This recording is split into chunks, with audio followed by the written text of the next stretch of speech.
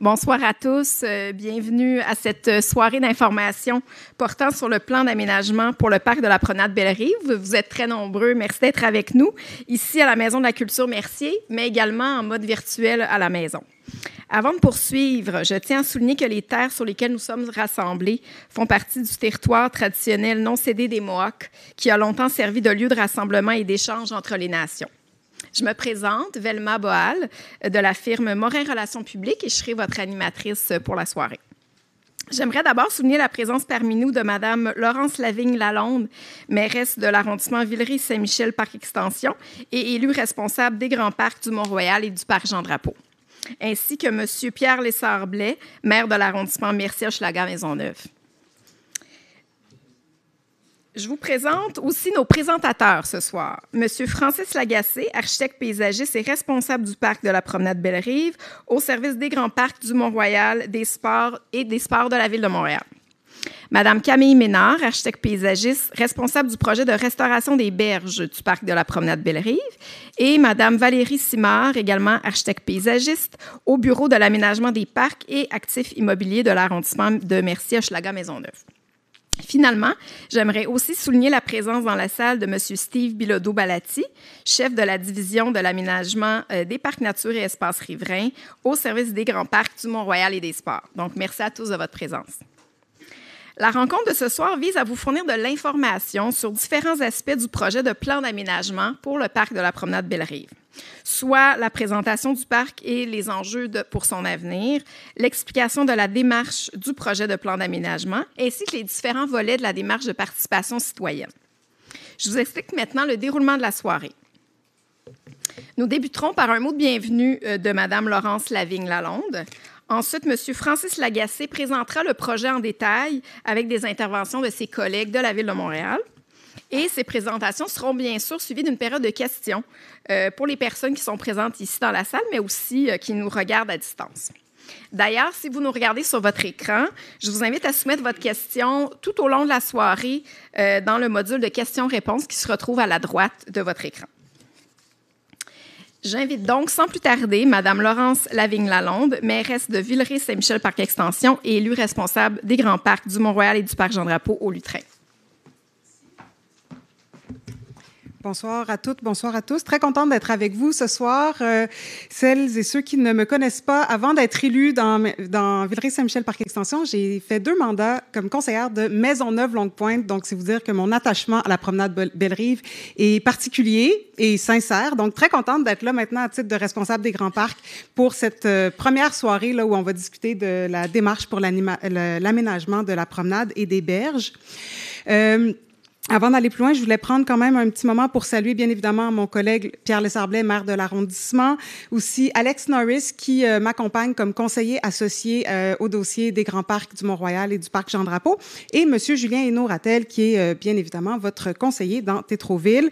Et nous avons aussi avec nous ce soir Scott McKay qui est président de la Société d'animation de la promenade Bellerive. Donc bonjour à vous toutes, bonsoir aussi à l'ensemble des gens qui sont là. Contente de savoir que vous êtes aussi nombreux et nombreuses ici sur place. Malheureusement, la grande salle à côté n'était pas disponible ce soir parce que je suis certaine qu'on aurait pu la remplir, mais on est quand même content de pouvoir vous accueillir dans cette salle-là et d'offrir aussi à celles et ceux là qui n'ont pas la capacité de se déplacer parce que beaucoup de personnes ont des enfants à gérer. Donc, si vous êtes en train de coucher vos enfants et de nous écouter en même temps, merci d'être avec nous. Et comme on l'a mentionné, vous pourrez là, poser vos questions tout au long de la soirée sur la plateforme. Donc, n'hésitez pas. Je serai très brève. Là, c'est un mot d'introduction plus qu'une allocution. Je voulais simplement vous dire qu'on est content d'être là au début d'une démarche. L'objectif ce soir, c'est vraiment de débuter les discussions, la réflexion sur l'aménagement de la promenade Bellerive. Donc, c'est vraiment une explication de la démarche, des grandes orientations qui va être fait ce soir pour, après ça, pouvoir vous inviter de différentes façons là, à participer de manière plus approfondie à cette réflexion sur l'aménagement de la promenade et des berges. Donc, c'est un début, puis je pense que c'est très bien commencé à voir l'intérêt qu'il y a dans l'arrondissement là, pour ce magnifique parc, en fait, qui est quand même issu de volonté citoyenne de longue date. Là, cette promenade-là, elle a été créée avec quand même une très grande volonté citoyenne. Je pense qu'on va le voir un peu tout à l'heure sur un peu l'historique de la promenade. Donc, merci à celles et ceux qui sont là depuis longtemps pour la préservation de ce lieu incroyable et à celles et ceux qui ont envie de participer à la réflexion pour l'avenir de ce lieu-là. Je reste avec vous ce soir là, pour écouter vos questions, vos commentaires, puis je suivrai avec l'équipe des Grands Parcs, bien évidemment, la suite de la démarche. Donc, merci, puis on a très hâte de vous entendre et de vous présenter la démarche.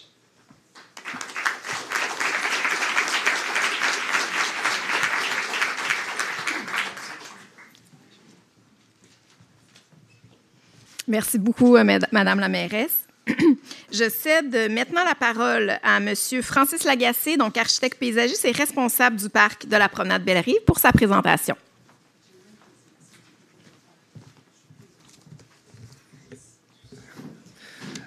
Bonjour. Comme m'a présenté Mme Boal, je m'appelle Francis Lagacé et je suis architecte paysagiste au service des Grands Parcs. Je suis responsable du suivi du mandat d'élaboration du plan d'aménagement et de la démarche de la participation citoyenne. C'est moi également qui va vous présenter la majeure partie de la présentation ce soir.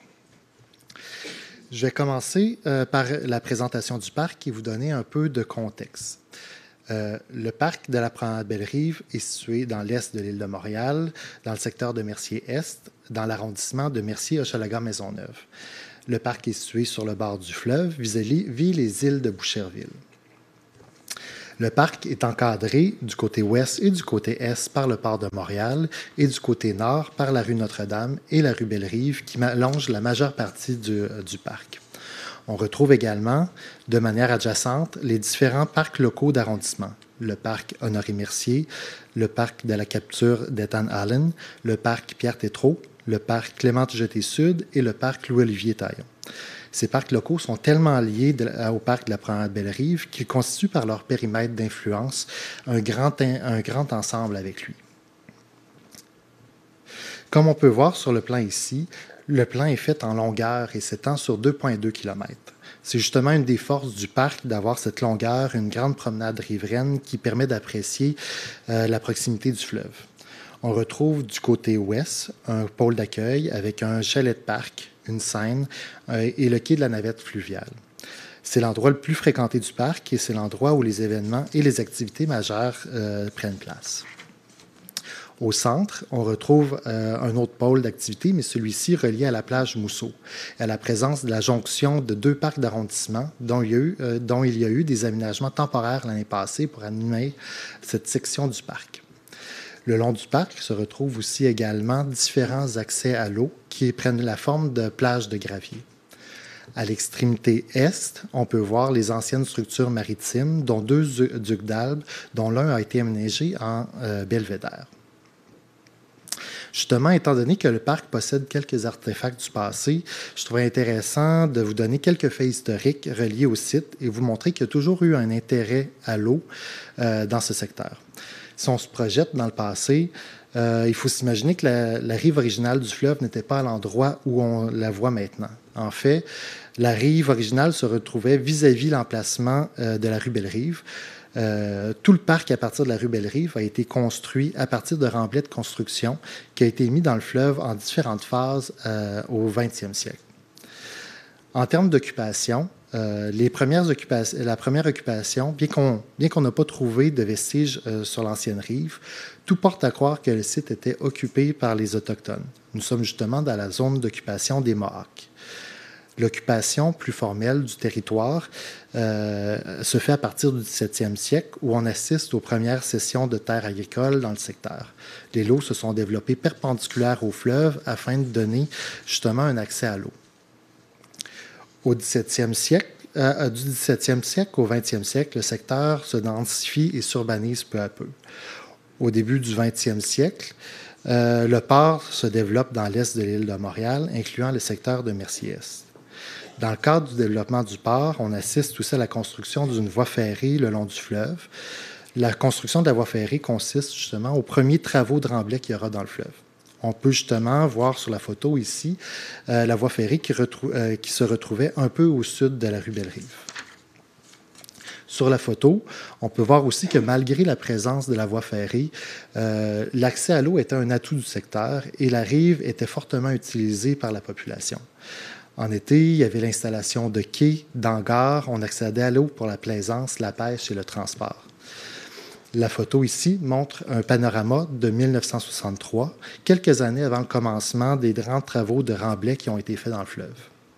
Justement, 2 années après la photo précédente, vers 1965, des grands travaux de remblai commencent à être faits dans le fleuve. Les grands projets d'envergure de Montréal de cette époque étaient créés beaucoup de matériel d'excavation dont il fallait disposer à cette époque. On s'entend qu'à cette époque, les normes environnementales n'étaient pas les mêmes et que maintenant, on pouvait faire du remblai à l'époque dans le fleuve. La photo qu'on voit ici, là, à gauche, a été prise 13 ans après la photo de la Tiapo précédente.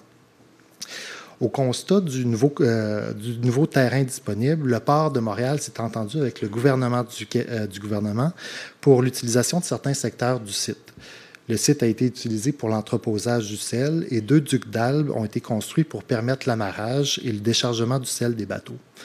On peut voir les piles de sel en arrière-plan dans la photo à l'écran. Puisque le site continuait d'être utilisé par les citoyens pour l'accès à l'eau, le port de Montréal voit des enjeux de sécurité et décide d'installer une clôture de long de Bellerive. On peut voir justement sur la photo à droite la rue Bellerive avec une clôture. Vous pouvez comprendre que les citoyens n'étaient pas contents de l'installation de cette clôture qui leur empêchait l'accès à l'eau et au site. Et cette situation a été un élément qui a contribué à une mobilisation citoyenne qui va mener à la création du parc de la promenade Bellerive. La démarche de mobilisation avait déjà été entamée plusieurs années avant. Les citoyens faisaient pression pour la création d'un parc et il y avait aussi une volonté politique pour le faire. Justement, les démarches citoyennes aboutissent en 1978 où un bail est signé et on voit la naissance du parc de la promenade Bellerive avec une vocation de parc.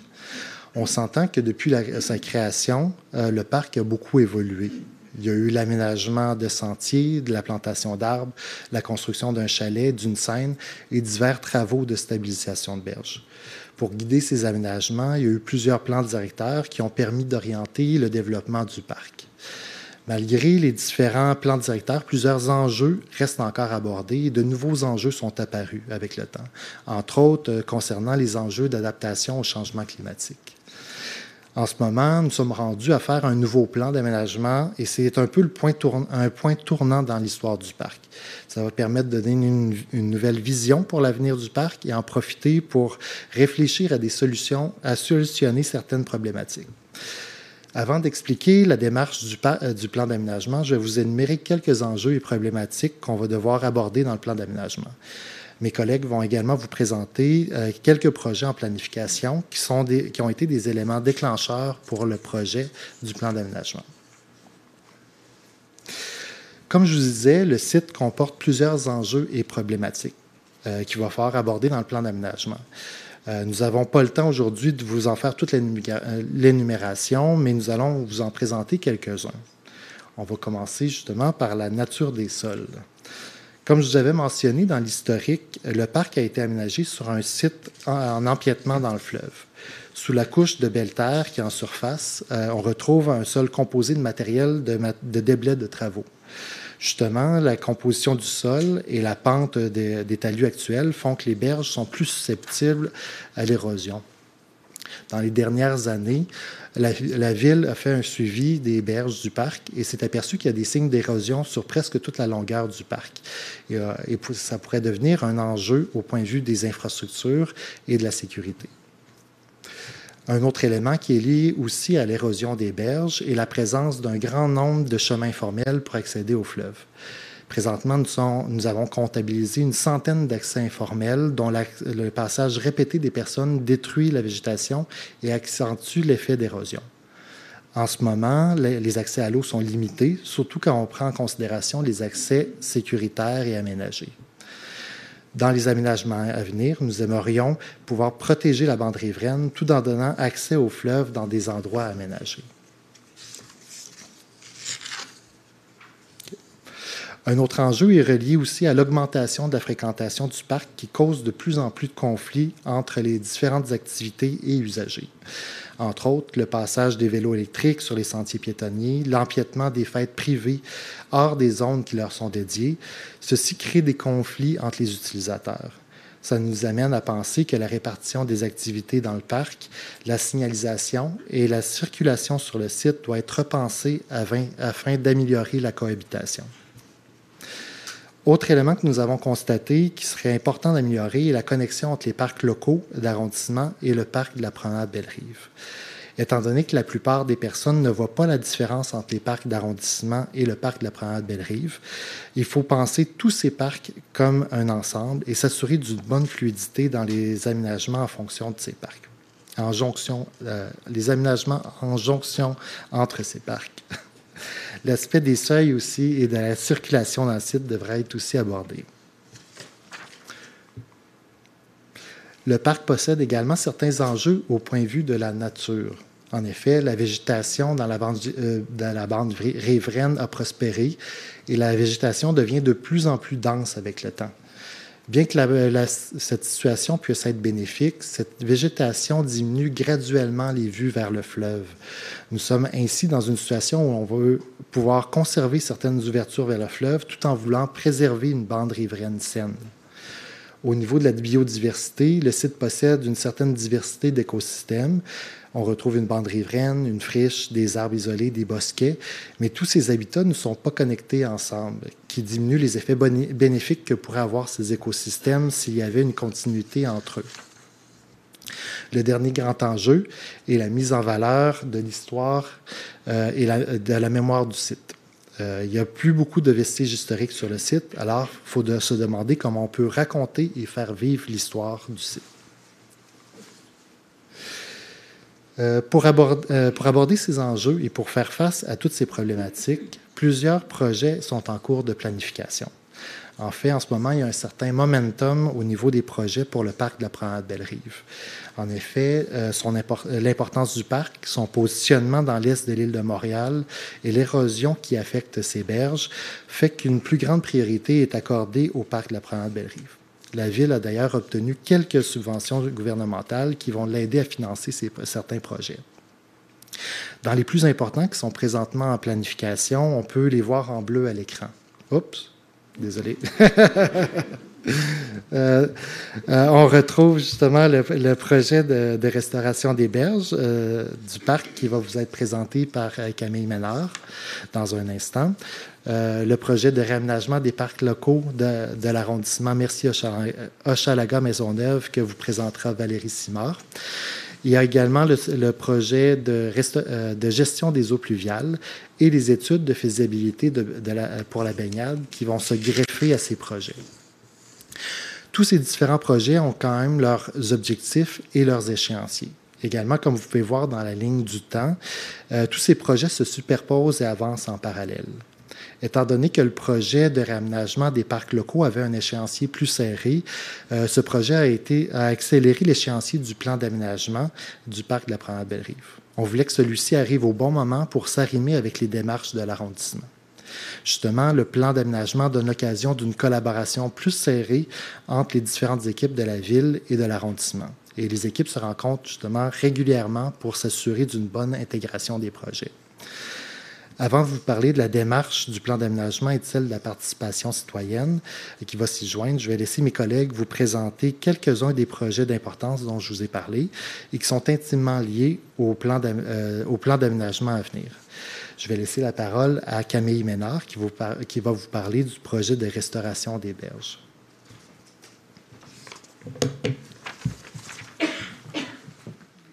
Merci Francis. Bonjour à toutes et à tous. Je suis vraiment très heureuse de vous voir en grand nombre aujourd'hui. Ça démontre vraiment votre engagement. Comme Francis le disait, mon nom est Camille Ménard. Je suis l'architecte paysagiste responsable du projet de restauration des berges au parc de la promenade Belle-Rive. Je suis aussi résidente de l'arrondissement et utilisatrice du parc. Donc, tout comme vous, je suis très attachée à ce magnifique espace. Et je me sens aussi très privilégiée d'avoir l'occasion d'y intervenir. Donc, c'est important de savoir que le projet dont je suis responsable s'inscrit dans le cadre du programme de restauration des berges du réseau des grands parcs de la Ville de Montréal. Il s'agit d'un programme qui a été initié en 2020, suite aux inondations sévères de 2017 et 2019, qui ont accéléré la dégradation des berges de nos parcs riverains.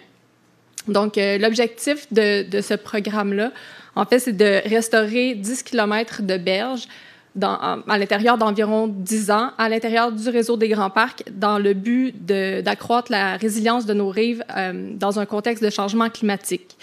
C'est un programme qui est aussi, il faut savoir que c'est financé en partie par le Fonds d'atténuation et d'adaptation en matière de catastrophes d'Infrastructure Canada. Donc, sachez que tous les projets du programme, en fait, il y a 5 projets dans le programme. Ces 5 projets-là vont être développés autour de 3 axes qui sont la sécurité, la conservation et l'accessibilité.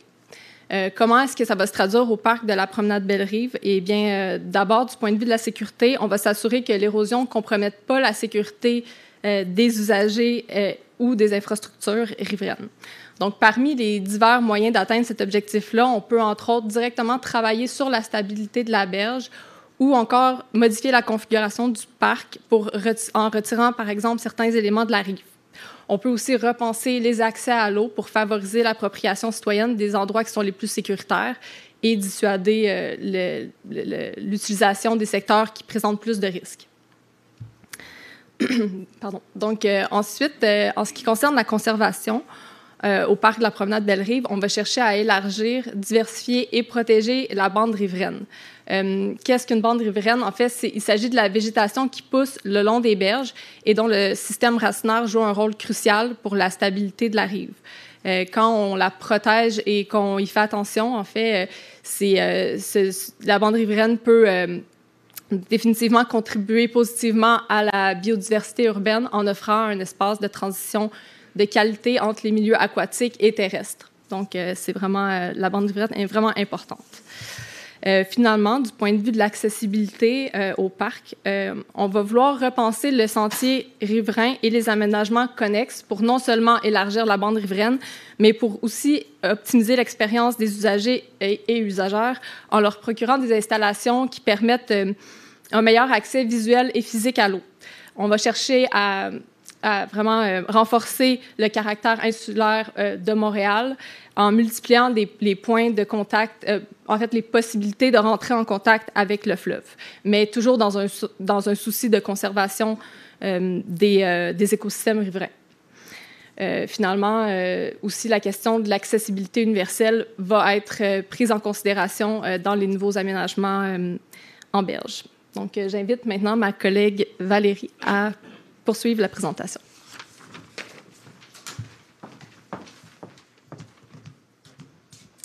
Donc, merci Camille. Bonjour tout le monde. Je suis Valérie Simard, je suis architecte paysagiste à l'arrondissement Mercier-Hochelaga-Maisonneuve et c'est moi qui est en charge du projet de réaménagement des parcs locaux, soit les parcs Pierre-Tétrault et Clément-Jeté-Sud. Je suis ici pour vous faire un portrait de l'avancement du projet. Donc, ce qu'il faut savoir, c'est que les installations récréatives de ces 2 parcs, essentiellement des sentiers, du mobilier puis de l'éclairage, n'ont fait l'objet d'aucune amélioration depuis leur construction qui date des années 60. Les 2 parcs ont donc été identifiés comme prioritaires dans le plan directeur des parcs et espaces verts de l'arrondissement. Pardon, je n'ai pas changé. J'avais une tâche. Donc, voilà. Les parcs Pierre-Tétrault et Clément-Jeté-Sud qui n'ont fait l'objet d'aucune modification ou amélioration depuis leur construction dans les années 60. Les 2 parcs ont donc été identifiés comme prioritaires dans le plan directeur des parcs et espaces verts de l'arrondissement qui a été adopté en 2021. Donc, fin 2022, on a obtenu la préapprobation d'une subvention fédérale qui vise l'amélioration des infrastructures de transport actif, ce qui nous a permis de débuter la planification des travaux. En 2023, on a réalisé des interventions temporaires dans les 2 parcs avec comme objectif de mettre la table pour leur réaménagement permanent. Donc, dans le secteur du parc Pierre-Tétrault, on a revampé et sécurisé la halte Belle-Rive et on a bonifié l'offre de mobilier en ajoutant plusieurs tables à pique-nique, plusieurs chaises ainsi que des balançoires. On a aussi aménagé une placette ludique recouverte de sable dans le tournebride de la rue Belle-Rive, près du parc Clément-Jeté-Sud. Ces installations nous ont offert un lieu privilégié pour procéder à une consultation et venir vous rencontrer. Donc, actuellement, on est à finaliser les études préliminaires, puis à solliciter le marché pour faire la conception finale, puis produire les plans et devis des travaux qui auront lieu en 2025. Donc, en accord avec les commentaires qui ont été recueillis au cours de la consultation publique, la priorité numéro 1 des aménagements, c'est la sécurisation des modes de transport actifs, donc la réfection et l'augmentation des sentiers piétonniers, la réfection de la piste cyclable, puis la révision des systèmes d'éclairage. Donc, un autre objectif prioritaire, c'est également d'optimiser et de sécuriser la cohabitation de ces deux types de transports. Donc, dans les deux cas, on souhaite installer du mobilier en bonne quantité, notamment pour les jeunes, pour les familles, pour les aînés. À Pierre-Tétrault, le bâtiment temporaire de bois de la halte Belle-Rive sera démantelé, mais on désire conserver une structure d'ombre qui va permettre de tenir certains rassemblements. À Clément-Jeté-Sud, on prévoit installer une halte cycliste, incluant minimalement un brumisateur et une borne de réparation de vélos. Parallèlement à tout ça, le réaménagement inclut dans chacun des parcs un ouvrage de gestion des eaux pluviales qui prendra essentiellement la forme d'un ruisseau sec. À terme, ces deux ouvrages de gestion des eaux-là vont permettre à l'eau de ruissellement des rues du quartier de se rendre directement au fleuve plutôt qu'à travers le réseau d'égouts. Donc, concrètement, voici ce à quoi vous pouvez vous attendre dans les prochains mois. Donc, ce printemps, on va réaliser un inventaire archéologique dans les deux parcs pour vérifier ce qui se trouve en dessous, puis s'assurer que les travaux n'empiètent sur aucun vestige archéologique ou alors que ceux-ci soient adéquatement mis en valeur, le cas échéant. Donc, cette année, vous pourrez profiter des installations telles quelles, tout comme l'an dernier. En 2025, donc l'an prochain, les travaux de réaménagement débuteront simultanément dans les deux parcs. L'asphalte du tronçon de la rue Belle-Rive, qui est entre Baldwin et des Ormeaux, sera retiré, puis celle dans le Tournebride également. Les aménagements pourront être construits et les travaux devront se terminer avant l'hiver, puisqu'il s'agit de la date limite pour l'obtention des subventions. Alors voilà, et je redonne maintenant la parole à Francis.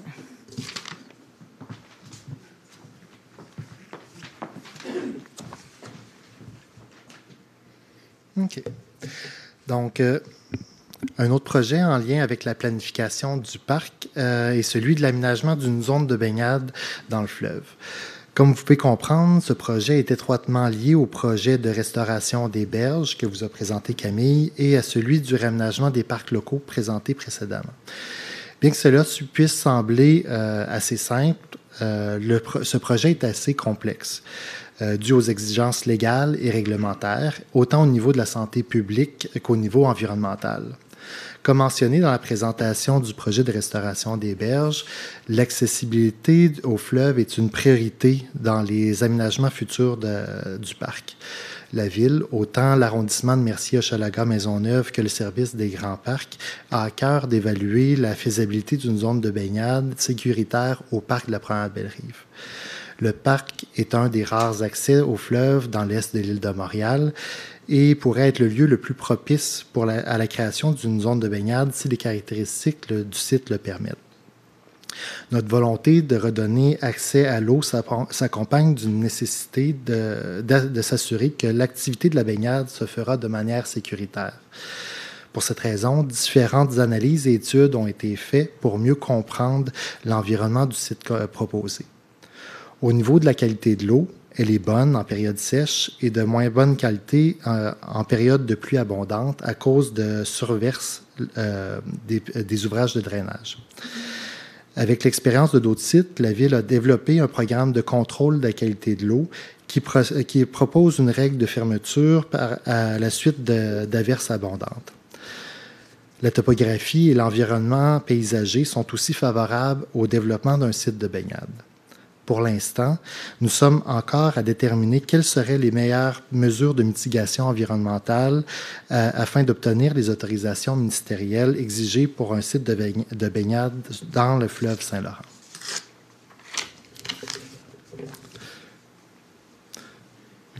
Comme vous pouvez voir, ces trois projets sont grandement liés au parc de la Promenade Belle-Rive, d'où l'importance d'avoir un outil de planification pour les intégrer dans sa réflexion d'ensemble. Pour répondre à ce besoin, nous avons lancé le projet d'un nouveau plan d'aménagement pour le parc. Le nouveau plan d'aménagement est ainsi important pour pouvoir développer une vision d'avenir pour encadrer l'évolution du parc. Les principaux objectifs du plan d'aménagement sont d'établir des grandes orientations pour encadrer l'évolution du parc et les projets connexes. Nous voulons aussi bonifier la relation entre le parc de la promenade Bellerive et les parcs d'arrondissement adjacents. Nous voulons également consulter la population afin que la vision d'aménagement du parc soit représentative des besoins et aspirations de la population. Justement, pour essayer d'être le plus représentatif possible, nous avons intégré une démarche de participation citoyenne au plan d'aménagement. Comme vous pouvez voir ici, la démarche se déroulera en 2 grandes phases qui vont se superposer. Dans la première phase, qui a commencé à l'automne dernier, la Ville est en train de faire les rencontres thématiques avec différentes parties prenantes du parc pour mieux comprendre les besoins. Nous avons déjà rencontré plusieurs organismes et ces rencontres vont continuer dans les prochains mois. Dans la deuxième phase, que nous entamons ce soir avec la première séance d'information, nous voulons premièrement présenter la démarche et répondre aux questions. Mais ce serait aussi l'occasion de lancer des activités de consultation, dont la première étape est un sondage en ligne qui commencera ce soir sur Réalisons Montréal.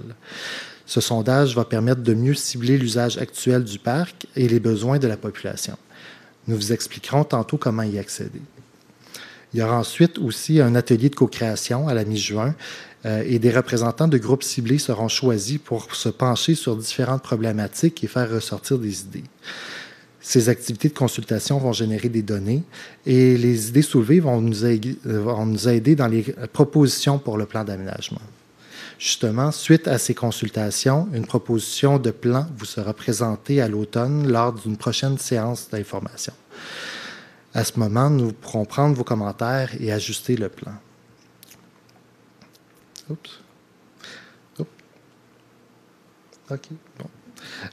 Désolé. On peut voir ici comment la démarche de participation citoyenne va s'intégrer aux étapes du plan d'aménagement. La démarche du plan d'aménagement a commencé à l'automne dernier et nous avons presque terminé la première phase qui constitue l'analyse et le diagnostic du site. La deuxième phase est celle de la conception, où on va déterminer la vision, les orientations et l'élaboration du plan image. Nous entamons justement cette phase maintenant, et c'est justement dans cette phase que nous allons consulter les citoyens. En ayant la dernière séance d'information à l'automne, nous visons à avoir terminé le plan d'aménagement avant la fin de l'année, cette année. Donc, mais sachant que le parc doit s'adapter aux différents enjeux mentionnés, faire face aux enjeux d'adaptation au changement climatique, nous voulons quand même vous énumérer quelques orientations générales vers lesquelles la Ville s'oriente. Pour l'instant, ces orientations sont quand même assez larges et pourraient être adaptées par rapport à ce qui ressortira lors des consultations. Voici 6 grandes orientations. Premièrement, dû au problème d'érosion, nous n'aurons pas trop le choix d'aborder la stabilisation des berges et la restauration de la bande riveraine. Oups, non, désolé. Deuxièmement, nous voulons faire l'aménagement de nouveaux accès à l'eau sécuritaire et améliorer certains accès existants. Troisièmement, puisque nous allons toucher à la berge et que ça va demander une remodulation du talus dans certains secteurs, nous aurons aussi pas trop le choix d'aborder la reconfiguration de la promenade riveraine et l'adoption d'une stratégie au niveau de la gestion des vues vers le fleuve. D'autres orientations importantes que nous allons aussi aborder est l'augmentation des espaces dédiés à la biodiversité, l'amélioration des connexions aux parcs adjacents et aux tissus urbains, entre autres via le projet de réaménagement des parcs locaux par l'arrondissement, et l'amélioration des infrastructures pour supporter la programmation. Afin de mettre en œuvre ces dernières orientations, il faut quand même vous attendre que le parc soit sujet à certaines transformations dans les 10 prochaines années. Ça inclut entre autres tout ce qui a rapport avec la restauration des berges, qui implique des travaux de stabilisation sur plusieurs sections de berges, qu'on va essayer d'être le plus naturel possible. On veut également faire de l'aplanissement du talus dans certains secteurs. Il y aurait également un tracé modifié de la promenade Il y aura également un tracé modifié de la promenade riveraine dans certains secteurs pour s'adapter au nouveau profil de la berge. Et on va vouloir aussi la rendre plus dynamique pour varier l'expérience des promeneurs. On veut également densifier la plantation d'arbres dans certains secteurs qu'on va vouloir plus naturels. On veut aussi améliorer la vue vers le fleuve dans certains axes et faire l'élargissement et la diversification de la végétation dans la bande riveraine. Il y aura aussi également des travaux reliés à la transition écologique selon les plans stratégiques de la ville, incluant entre autres des travaux reliés à la gestion des eaux pluviales qui pourraient prendre la forme de ruisseaux, rigoles, noues pour recueillir l'eau et la rediriger vers le fleuve. Il y a aussi l'aménagement de secteurs plus naturels sous forme de prairies nécessitant moins d'entretien. Comme vous pouvez voir, le parc va être sujet dans les prochaines années à différentes transformations. Les enjeux environnementaux font qu'il faut s'adapter et nous travaillons fort pour que l'occasion du réaménagement du parc soit pour le mieux. Pour que ce soit pour diversifier les possibilités d'expérience sur le site, d'augmenter les accès à l'eau sécuritaire et s'accorder le plus possible aux besoins et aux attentes de la population. D'où la raison, justement, du projet du plan d'aménagement pour le parc et la démarche de participation publique qui commence ce soir. Je vous rappelle qu'il y aura un sondage à remplir en ligne, une activité de co-création qui s'en vient. Je vous rappelle également que nous pourrons aussi vous présenter le résultat des consultations publiques et l'esquisse du plan d'aménagement à l'automne pour avoir vos commentaires. Je vais redonner la parole à Mme Voile.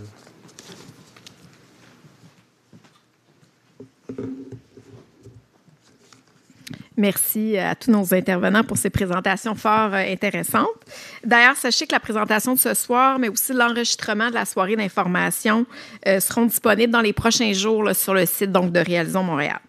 Sur ça, on va passer à la période de questions, mais avant, laissez-moi là, vous énoncer quelques règles à respecter ce soir.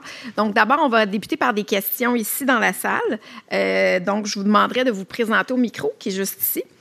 Pour poser vos questions. Comme vous voyez, on est très nombreux, il n'y a pas beaucoup d'espace. Donc, je vous demanderai de vous limiter à 2 personnes là, en ligne à la fois. Donc, lorsque vous allez vous présenter au micro, s'il vous plaît, dire votre nom, mais aussi le secteur là, dans lequel vous résidez. Ensuite, on va alterner avec des questions des gens qui sont à la maison. Donc, ma collègue Amélie Tremblay sera la porte-voix de ces questions soumises en ligne. Donc, nos intervenants sont ici pour répondre à vos questions ou interrogations jusqu'à 21 h. Donc, comme vous êtes nombreux, afin de laisser la place à un maximum de personnes, je vous demanderai de garder vos interventions au micro courtes et de vous limiter à une question et à une sous-question uniquement. Donc, je vous précise que c'est M. Francis Lagacé, le responsable donc, du projet, qui va accueillir l'ensemble des questions et au besoin, puis si le juge pertinent, il va interpeller là, ses collègues qui sont dans la salle.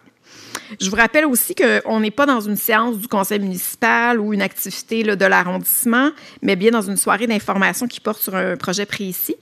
Donc, je vous demanderai de limiter vos interventions au projet de plan d'aménagement pour le parc de la promenade Belle-Rive. En terminant, évidemment, je vous demanderai qu'on garde les échanges respectueux et courtois. Donc, débutons sans plus attendre. Donc, on va débuter avec 4 questions peut-être dans la salle. Donc, si vous avez une question, vous pouvez vous présenter au micro.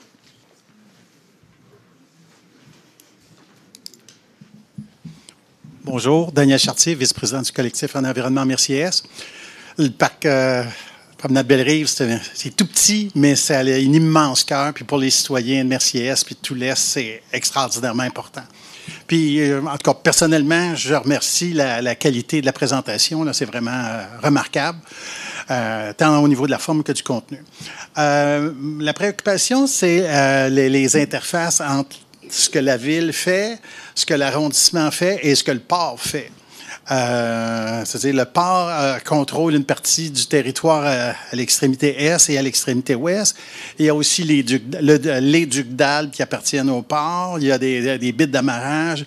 Il y a des éléments, je ne sais pas s'ils appartiennent au port, mais la mer là, pour des repères visuels, puis l'entretien des corridors visuels pour la navigation. Puis il y a les anciennes cales sèches.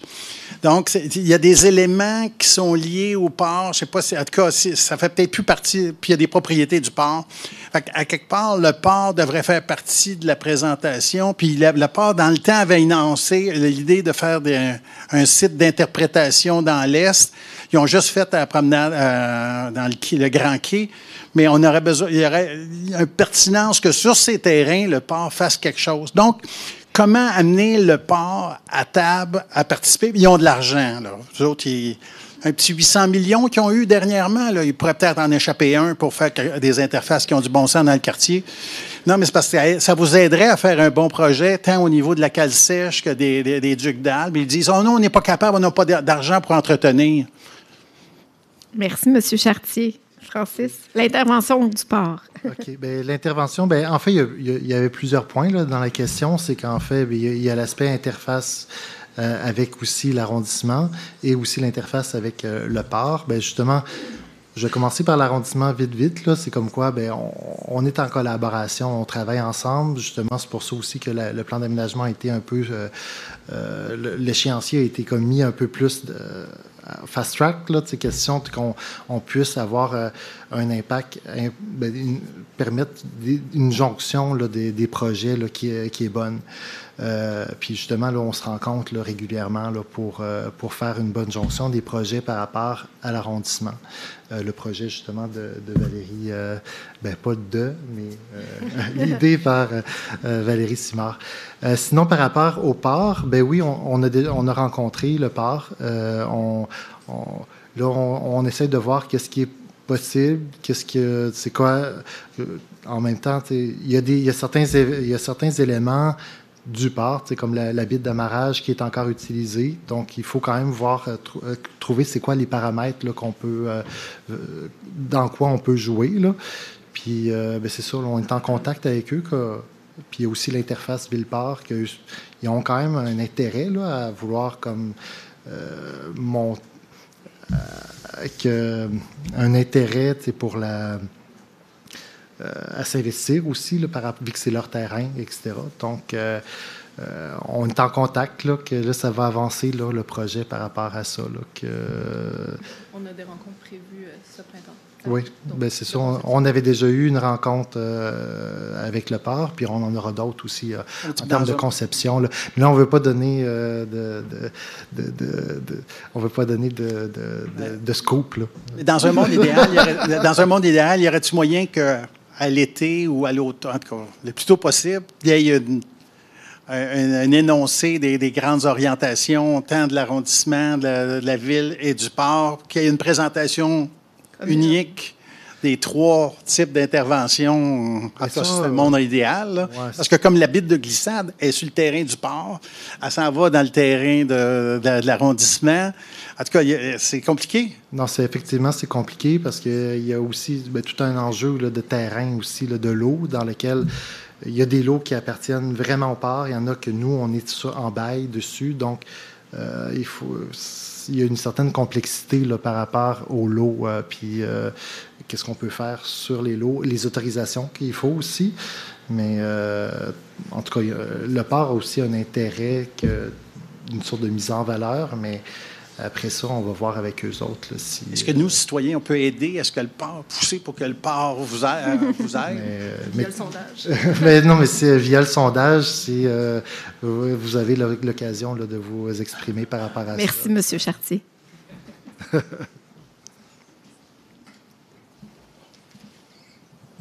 Bonjour, je suis Sylvie Decelle, résidente près de la promenade Belle-Rive. Puis, justement, parlant du port, vous en parlez que les terrains, ça appartient au port. Puis, vous avez parlé tantôt de bail. Le bail finit bientôt. Est-ce que il y a une idée de prolongation du bail, puis combien de temps? Ou est-ce qu'on est juste des locataires et qu'on va se faire évincer éventuellement? Bien, on s'entend que le port n'aurait pas vraiment de raison de récupérer ce terrain-là. Puis il y a vraiment... là, il va y avoir un renouvellement de bail, mais... Combien d'années, ça? C'est 20 ans, 30 ans, 40 ans? Ça dépend des types de bail. Là. C'est comme à partir de là, mais dans un horizon... oui, bien, tu veux tu peux avoir une réponse dans la salle. Comme tu veux, Steve. Mais de toute façon, c'était pas ma question, là, mon intervention, mais c'était juste pour refaire suite à ce que M. Chartier a dit. Non, mais peut-être que ça intéresse d'autres gens aussi. Là. Je m'appelle Steve Bilodeau-Balati. Je suis chef de division à l'aménagement des parcs nature et des espaces riverains, donc avec Francis dans l'équipe. Puis, dans le fond, quand on revise les bails, les baux maintenant, c'est sur des longues périodes parce que ça nous permet d'amortir les investissements. Donc, c'est sûr que ce ne sera pas des petits baux. Là. C'est ça qui fait que c'est aussi long. Bon. Merci, Steve. Alors, là, je vais aller à mon intervention. Vous avez parlé tantôt de mise en valeur historique. Puis, par rapport au parc Pierre-Tétrault, il ne s'est rien fait depuis les années 60, mais sauf que dans les années 60, il y a eu l'aménagement de la fontaine qui a été très négligé. Et je me dis, on a quelque chose. Il y a les parcs, il y a déjà des sentiers. On dit, bon, on va enlever ça, puis on va mettre d'autres choses, mais c'était déjà là et ça fait partie justement de l'historique de Tétroville. Moi, enfant, j'allais le soir avec mes parents. Tout le monde marchait autour de la fontaine. C'était illuminé, c'était beau. Alors, pourquoi tout enlever puis mettre des choses plus ludiques alors que déjà, ça fait partie. Moi, ma maison, elle a 100 ans et je fais tout ce qu'il faut pour la maintenir belle et je jette pas tout à terre pour recommencer à zéro pour que dans 20 ans, 30 ans, que d'autres gangs arrivent et disent « Ah non, c'est plus beau, on enlève tout, c'est out ». Alors, j'apprécierais beaucoup que vous pensiez à ça. Puis je pense que dans la salle, il y a beaucoup de gens qui pensent de la même façon que moi. Est-ce que tu veux pouvoir répondre? Oui. Oui. Oui. Bien, en fait, si la question est, dans le fond, d'expliquer pourquoi on ne conservera pas la fontaine dans le parc Pierre-Tétrault. Bien, pourquoi, premièrement, est-ce que vous avez pensé la conserver? On a pensé la conserver. Il y a plusieurs, dans le fond, il y a des études qui ont été faites. À plusieurs reprises, la fondation, en fait, le béton de la fontaine lui-même qui est arrivé à sa fin de vie, a reçu des tentatives de réparation qui se sont avérées infructueuses. On a fait l'évaluation des coûts, des possibilités dans le fond, de revamper, de reconstruire la fontaine. C'est une décision qui a été prise de ne pas procéder pour des raisons de rapport avec les coûts. Puis suite à ça, dans le réaménagement du parc, en fait, ce qu'on veut, c'est une réinterprétation de la fontaine dans un secteur plus au sud, plus vers la promenade Belle-Rive. C'est une décision qui a été prise suite à la consultation qui a eu lieu l'année passée pour le réaménagement des parcs, où, en fait, les résidents parlaient, oui, de l'importance de la fontaine, mais également du fait que sa localisation près de la rue Notre-Dame n'est pas conviviale et que, autant qu'elle est importante, autant qu'elle était mal située. Donc, il y avait un désintérêt pour ce secteur-là du parc. Est-ce que j'ai le droit à une deuxième question? Une sous-question, oui. Bien, c'est juste par rapport à la sécurisation. Vous avez parlé des berges, mais là, c'est plutôt des piétons. Il y a une grosse problématique au bord de l'eau, c'est que les sentiers sont partagés avec les cyclistes et les marcheurs. Et ça n'arrête pas les discussions sans arrêt. Puis on va espérer que vous allez trouver une solution, puis que les gens, après, les cyclistes comme les marcheurs, respectent les prochains aménagements. Merci. Merci pour votre question. Mais justement, comme le réaménagement, bien, vu qu'on fait, il va y avoir le réaménagement des berges, il va y avoir aussi, comme je disais, comme on va réfléchir à la... Oups. Non, on va réfléchir à un nouveau un tracé aussi. Le nouveau tracé de la promenade riveraine. Puis on va pouvoir justement réfléchir à l'aspect comme signalisation, circulation et on va faire le mieux possible pour essayer de régler les situations. Là, C'est ça. Signalisation, là, beaucoup de gens s'en occupent pas. Merci pour votre question. Encore 2 questions dans la salle et ensuite on va passer aux gens à la maison. Oui, Saint-Laurent-Gilbert. J'habite dans le quartier depuis 42 ans. On habite dans le quartier, je ne suis pas seul.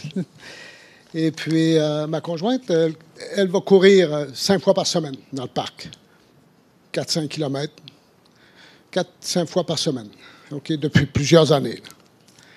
Moi, je vais marcher ou je vais faire du vélo. Et puis, on note, depuis quelque temps, là, encore, probablement que c'était le cas l'année passée aussi, l'aménagement de camping provisoire. Est-ce que vous avez prévu comment est-ce que vous allez régler le problème à la source? Par rapport au problème d'itinérance, là, oui. C'est ça, c'est comme en ce moment, la police ne fait pas comme un tour là, systématique là, pour les champs, pour aller vérifier les campements, etc. Puis ça fonctionne par signalement. Qu'à partir de là, quand vous voyez un campement, puis si, il faut le signaler s'il y a un problème au point de vue de la sécurité. Puis, c'est ça, vous pouvez faire, s'il y a comme un enjeu comme vraiment de danger, bien là, ça peut être, ça va être vous pouvez appeler la police. Sinon, ça peut être le 311 aussi là, que vous pouvez appeler. Là. Mais après ça, la Ville aussi travaille en concertation aussi avec le gouvernement du Québec pour essayer des organismes pour trouver des ressources, etc. Mais vous comprendrez que c'est ça, c'est un enjeu qui devient de plus en plus important aussi dans tous les parcs. Mais c'est ça, il faut, s'il y a des problèmes, s'il y a des dangers, il faut faire des signalements. Mais sinon... OK, avec le site, ça va probablement être plus facile.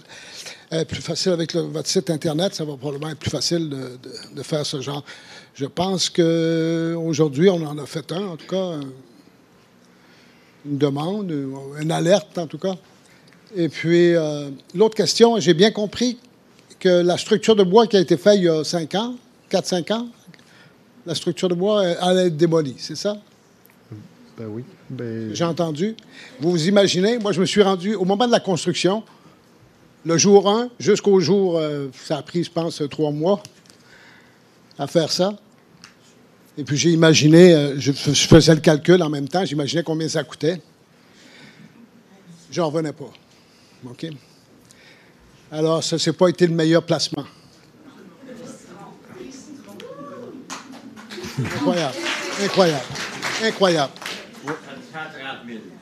Oui. Oui. 430 000. Sans consultation. Sans consultation. On vous entend. Aviez-vous une sous-question? Oui, ça, c'était une sous-question. Mais maintenant, j'en ai une dernière.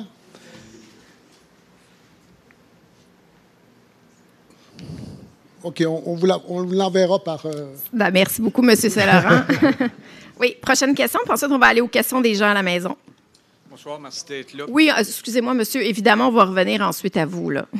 Merci à vous tous d'être là pour le réaménagement. Je pense que le parc a besoin de beaucoup d'amour. Vous êtes là pour ça, puis on va essayer de participer.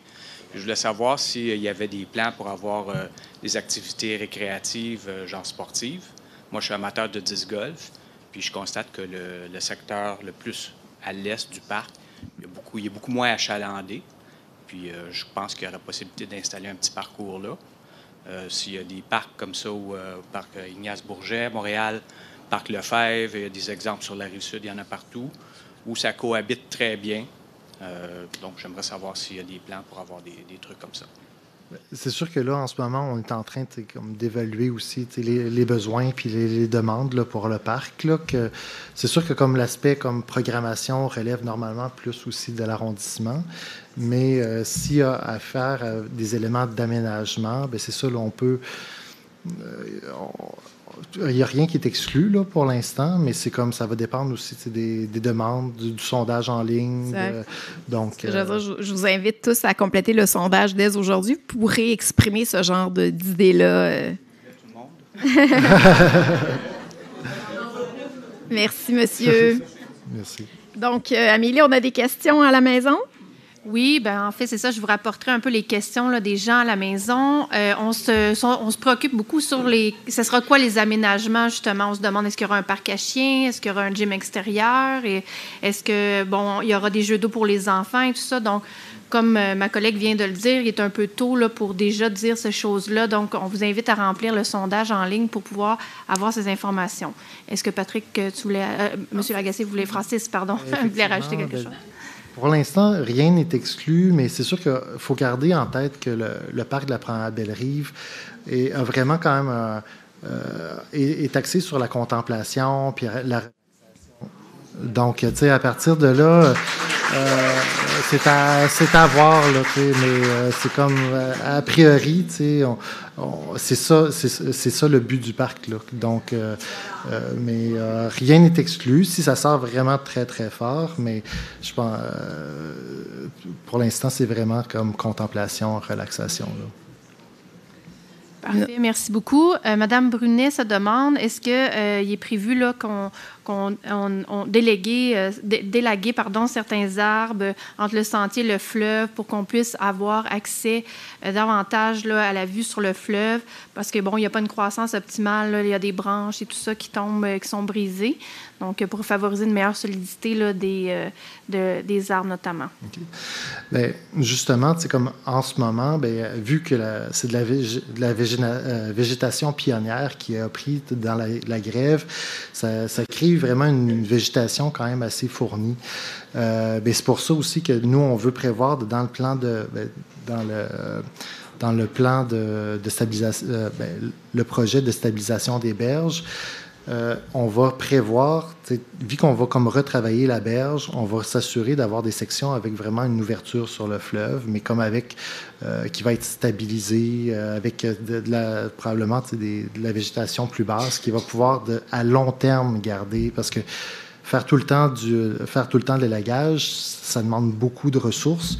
Que tant qu'à ça, il vaut mieux trouver une solution durable, dans laquelle il y a certaines sections qui vont être comme plus fermées, d'autres sections plus ouvertes, mais de manière durable, là. Donc, c'est pour ça que dans le projet de stabilisation des berges, bien, ça va être tenu en compte pour avoir des grands axes d'ouverture vers le fleuve.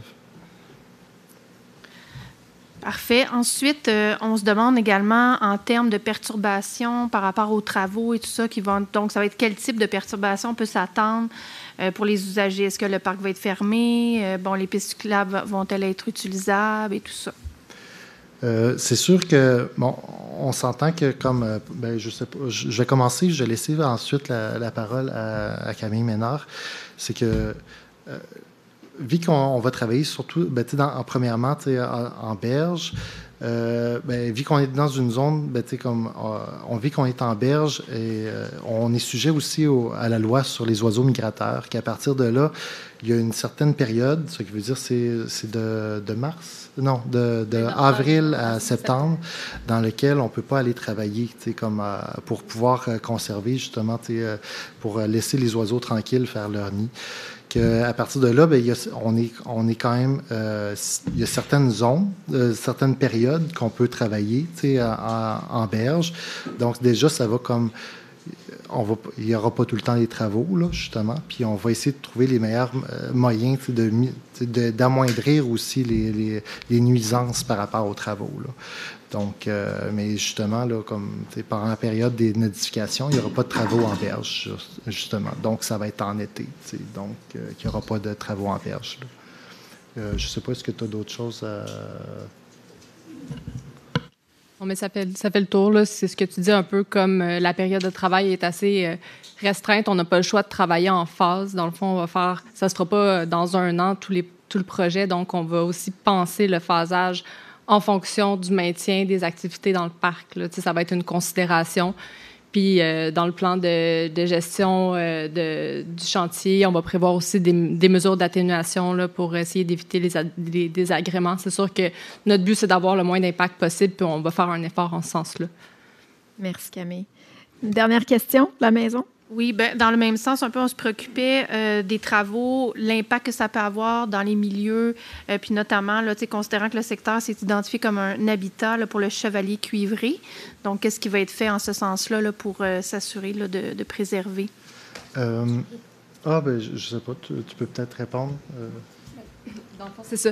Je vais mentionner que, dans le fond, les travaux de réhabilitation des berges visent à améliorer la qualité écologique des berges à terme.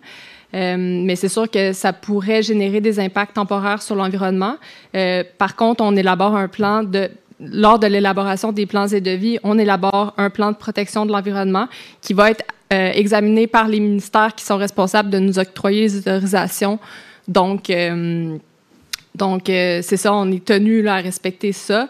Puis aussi, la surveillance des travaux, on va exiger une surveillance soutenue des travaux qui va assurer que les mesures de protection protègent vraiment adéquatement le milieu puis que soit maintenu en place durant tous les travaux. Merci. Donc, j'invite les gens qui sont à distance à continuer de poser vos questions. On va revenir à vous tout à l'heure. Donc, on revient ici aux questions dans la salle.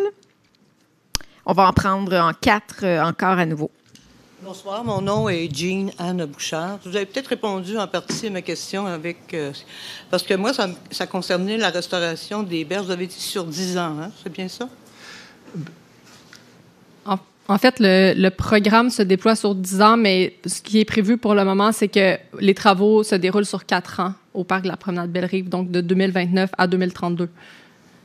Avant ça, on est en phase de conception. Il y a différentes autorisations à obtenir, dont une étude d'impact sur l'environnement réalisée qui est assez longue. Donc, voilà. Donc, c'est 4 ans que ça va prendre? 4 ans de travaux. Le programme dure 10 ans. À partir de 2029. Le 4 ans? Oui. Oui, 2029 à 2032. Mon Dieu, il y a du jeu pour... Non, mais c'est à cause justement de toutes les étapes qu'il faut. On a besoin d'autorisation gouvernementale, puis les études d'impact environnemental, il y aura peut-être le BAP. Donc, c'est quand même très long à naviguer à l'intérieur de toutes ces... mais vous avez inscrit ministériel au pluriel. J'imagine qu'il y a le ministre fédéral aussi là-dedans. Oui, il y a différentes autorisations à obtenir de la part autant du ministère de l'Environnement que du MPO et tout ça. Donc, c'est quand même c'est des processus assez longs quand on intervient en berge sur des longs tronçons, en fait. Parce que tantôt, j'avais mal écrit, peut-être, ou j'ai mal compris. J'ai compris 10 km sur 10 ans. Exact. Ça, c'est dans le réseau des grands parcs. Donc, à Belle-Rive, on a 1,8. Ah, OK. C'est environ 20 du programme. Puis tout le financement de ça provient justement du fédéral? Juste du fédéral? Non, c'est une entente tripartite, en fait, entre le fédéral, provincial et municipal. D'accord. OK. Puis là, vous dites que la sécurité des citoyens est au... Oui, exact. OK. D'accord. On a compris que c'était très, très pressant. Merci. Merci, Mme Bouchard.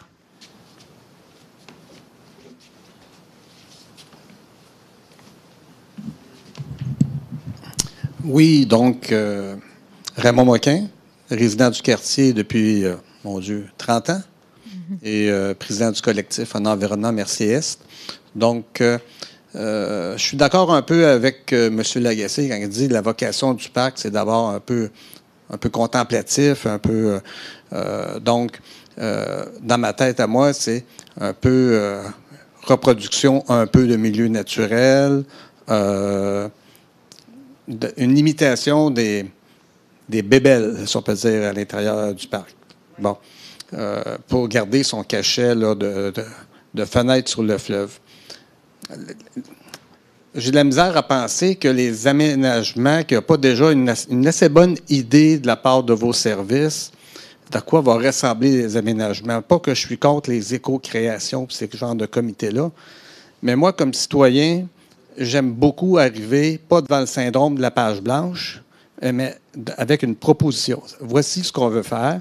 Et quand on parle de consultation, pour moi, une véritable consultation, c'est une consultation sur la base d'un projet. On nous présente un projet, voici le projet. Dans 2 semaines, on se rencontre à nouveau, ou dans 3 semaines, on fait des mémoires qui peuvent être courts, là, qui peuvent être félicitations, j'aurais pas pu penser mieux, ou avez-vous pensé à telle chose, mais sur la base d'un projet. Trop souvent, depuis quelques années, on appelle consultation, on envoie quelqu'un dans un parc, puis qu'est-ce que tu penses de telle chose? Pour moi, ce n'est pas une consultation. On demande des avis. Est-ce qu'il va y avoir une véritable consultation sur un projet de plan et sur lequel, là-dessus, les citoyens vont pouvoir vraiment commenter, critiquer, remettre des choses en question? Donc, moi, c'est ça. C'est au niveau du processus. Là, je veux dire, il n'y a pas 56 000 usages qu'on va faire de ce parc-là. Donc, on doit avoir une bonne idée déjà de ce qu'on veut faire. Okay. Donc, justement, ce soir, c'était pas une... On lance la démarche de consultation, mais c'était pas une consultation. On prend vos commentaires, on prend les questions, mais justement, on lance la consultation qui, elle, se fait par le sondage, premièrement. Ça, c'est comme un peu plus large. Puis, il va y avoir aussi, au mois de juin, il va y avoir un atelier co-création, que justement, ça, il va y avoir comme des groupes ciblés, qui va être représentatif, là, donc avec, entre autres, d'organismes importants dans Mercier-Est, qui vont être appelés à travailler sur des idées du parc, des trucs comme ça. Donc, on va vraiment comme travailler à partir d'éléments plus concrets, là, puis on va travailler sur les idées pour sortir les éléments du parc. C'est sûr qu'après, suite à ça, on va faire justement, il y aura un plan d'aménagement, puis là, on va le présenter à l'automne lors d'une prochaine séance d'information. Puis là, on va prendre les commentaires, puis on va s'ajuster suite à ça. Là. Mais c'est cette étape-là que vous avez, là, je prends rien que les mots, il va y avoir une soirée d'information. Non, quand on est rendu à l'étape de présenter le plan, il faut que ce soit une soirée de consultation dans laquelle, que là, vraiment, les gens, qu'il y ait une présentation, puis après ça, qu'on ait le temps d'y penser, puis de revenir, puis de dire, voici, est-ce qu'on a des papiers, on a des choses qu'on peut consulter, là. Parce que si on arrive, puis on se fait présenter un plan, c'est quoi vos idées, on n'a pas le temps d'y penser. Donc, j'espère que dans le processus, il va y avoir une fenêtre pour dire, on vous présente les choses qu'on envisage, et après ça, que 2 semaines après, par exemple, qu'on revienne et qu'on ait la chance de dire, oui, tel aspect, on l'a étudié, comme nous autres, le collectif, qu'est-ce qu'on fait? C'est qu'on étudie les documents, on est en comité, on regarde ça, on échange entre nous, puis des fois, ça échange très fort, et après ça, on arrive avec des propositions. Mais si ça se fait séance tenante, on n'a pas le temps de faire cet exercice-là. Et c'est ça qui est important, je pense, qu'il soit fait, et pour les autres citoyens aussi. Juste une petite note en conclusion, mais j'ai confiance que vous allez penser au processus, mais pensez à un espace vraiment d'étude pour les citoyens, et pas de le garocher ça à la dernière minute et dire, voici ça, avez-vous des questions? Parce que là, c'est trop vite. Donc, au niveau des parcs riverains, des parcs riverains, des parcs d'arrondissement, ça aurait juste été plaisant, peut-être pour une prochaine rencontre. Il y a des plans qui ont été faits dans le passé, qui ont été présentés ou qui ont été sur Internet. Ça aurait été plaisant de voir comment que ça rime avec le parc de la promenade Belle-Rive. Parce que, comme vous avez dit, ça forme un tout. Moi, quand je vais au parc Pierre-Tétrault, je ne vais pas au parc Pierre-Tétrault, je vais au parc Belle-Rive. Donc, c'est cela. Mais écoutez, poursuivez votre travail et bonne chance. Merci. Je vais juste intervenir un tout petit peu. C'est tout simplement que là, même au niveau des parcs locaux, là, il n'y a rien aussi qui a été présenté parce qu'on est encore en train de travailler sur... On fait du travail de collaboration en ce moment. On se rend compte pour pouvoir faire évoluer les projets en même temps. C'est pour ça que là, il n'y a rien qui a été non plus présenté au point de vue de... OK. Mais à ce moment-là, je souhaite que l'arrondissement et peut-être la ville présentent carrément les projets aux citoyens dans le cadre d'une soirée comme celle-là et qu'on puisse vraiment intervenir sur un véritable projet. Si vous me dites que c'est encore un processus en élaboration, mais que le résultat, avant d'être un résultat final, qu'il soit soumis aux citoyens pour qu'on puisse interréagir. Merci. Merci de votre question.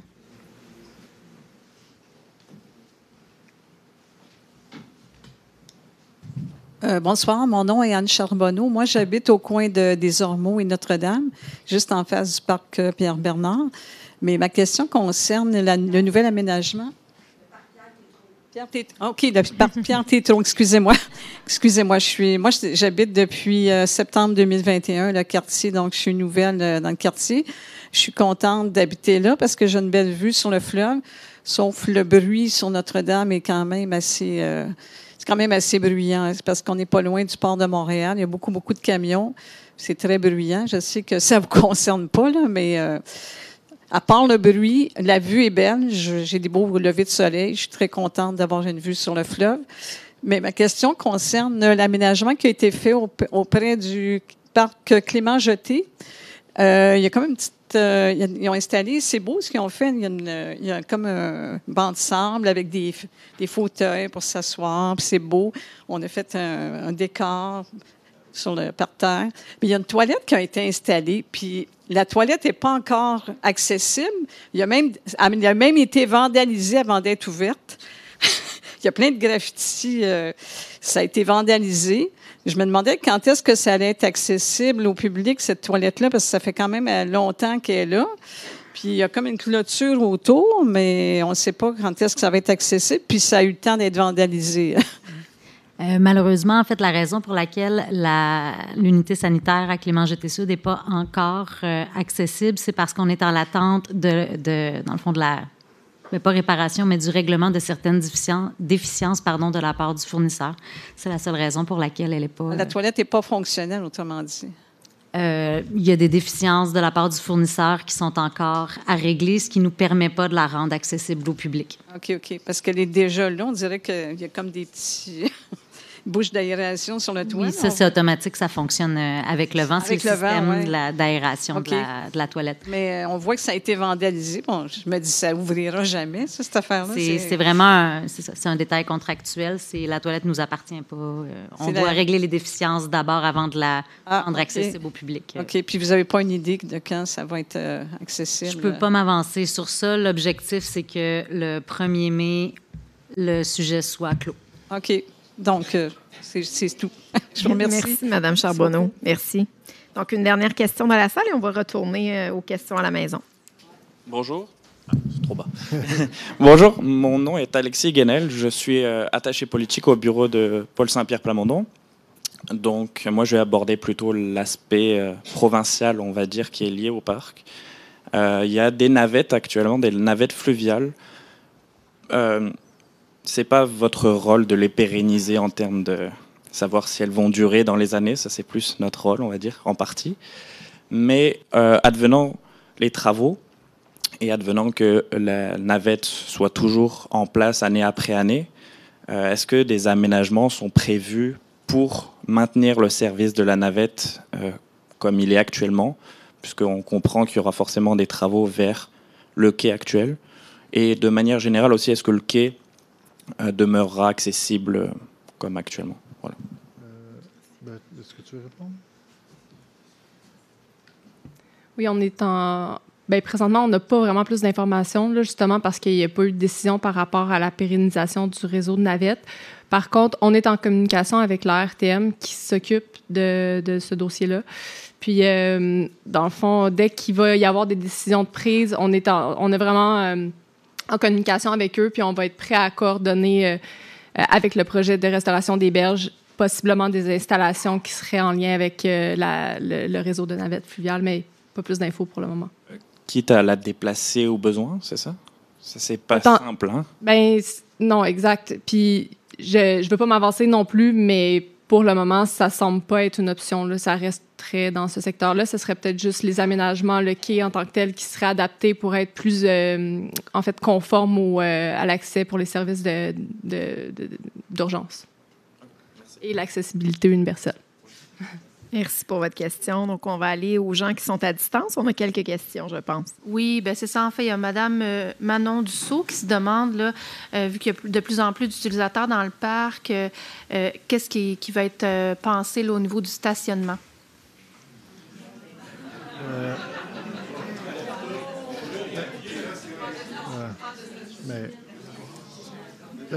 Au point de vue des stationnements, c'est sûr que on est dans un parc, il n'est pas question de faire des stationnements dans le parc.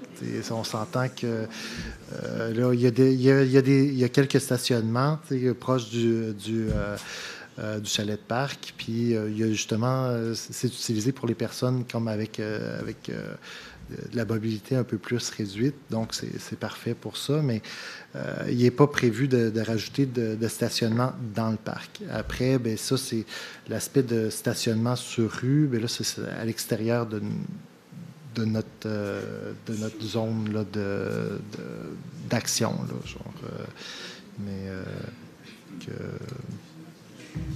Parfait. Sinon, on se demande aussi au niveau de l'Est, du secteur plus de l'Est, on en a parlé un petit peu tout à l'heure, mais est-ce qu'il y a des aménagements précis déjà? Qu'est-ce qui va être fait? Là? Il y a peu d'aménagements pour le moment, pas de toilettes et tout ça. Donc, est-ce que ça avait été envisagé? Bien, c'est sûr que là, on est en train d'évaluer les besoins là, dans le parc là, en termes de... C'est ça, que ce soit comme au point de vue des services ou quoi que ce soit. Là, il est encore tôt là, pour pouvoir se positionner par rapport à ça. Là.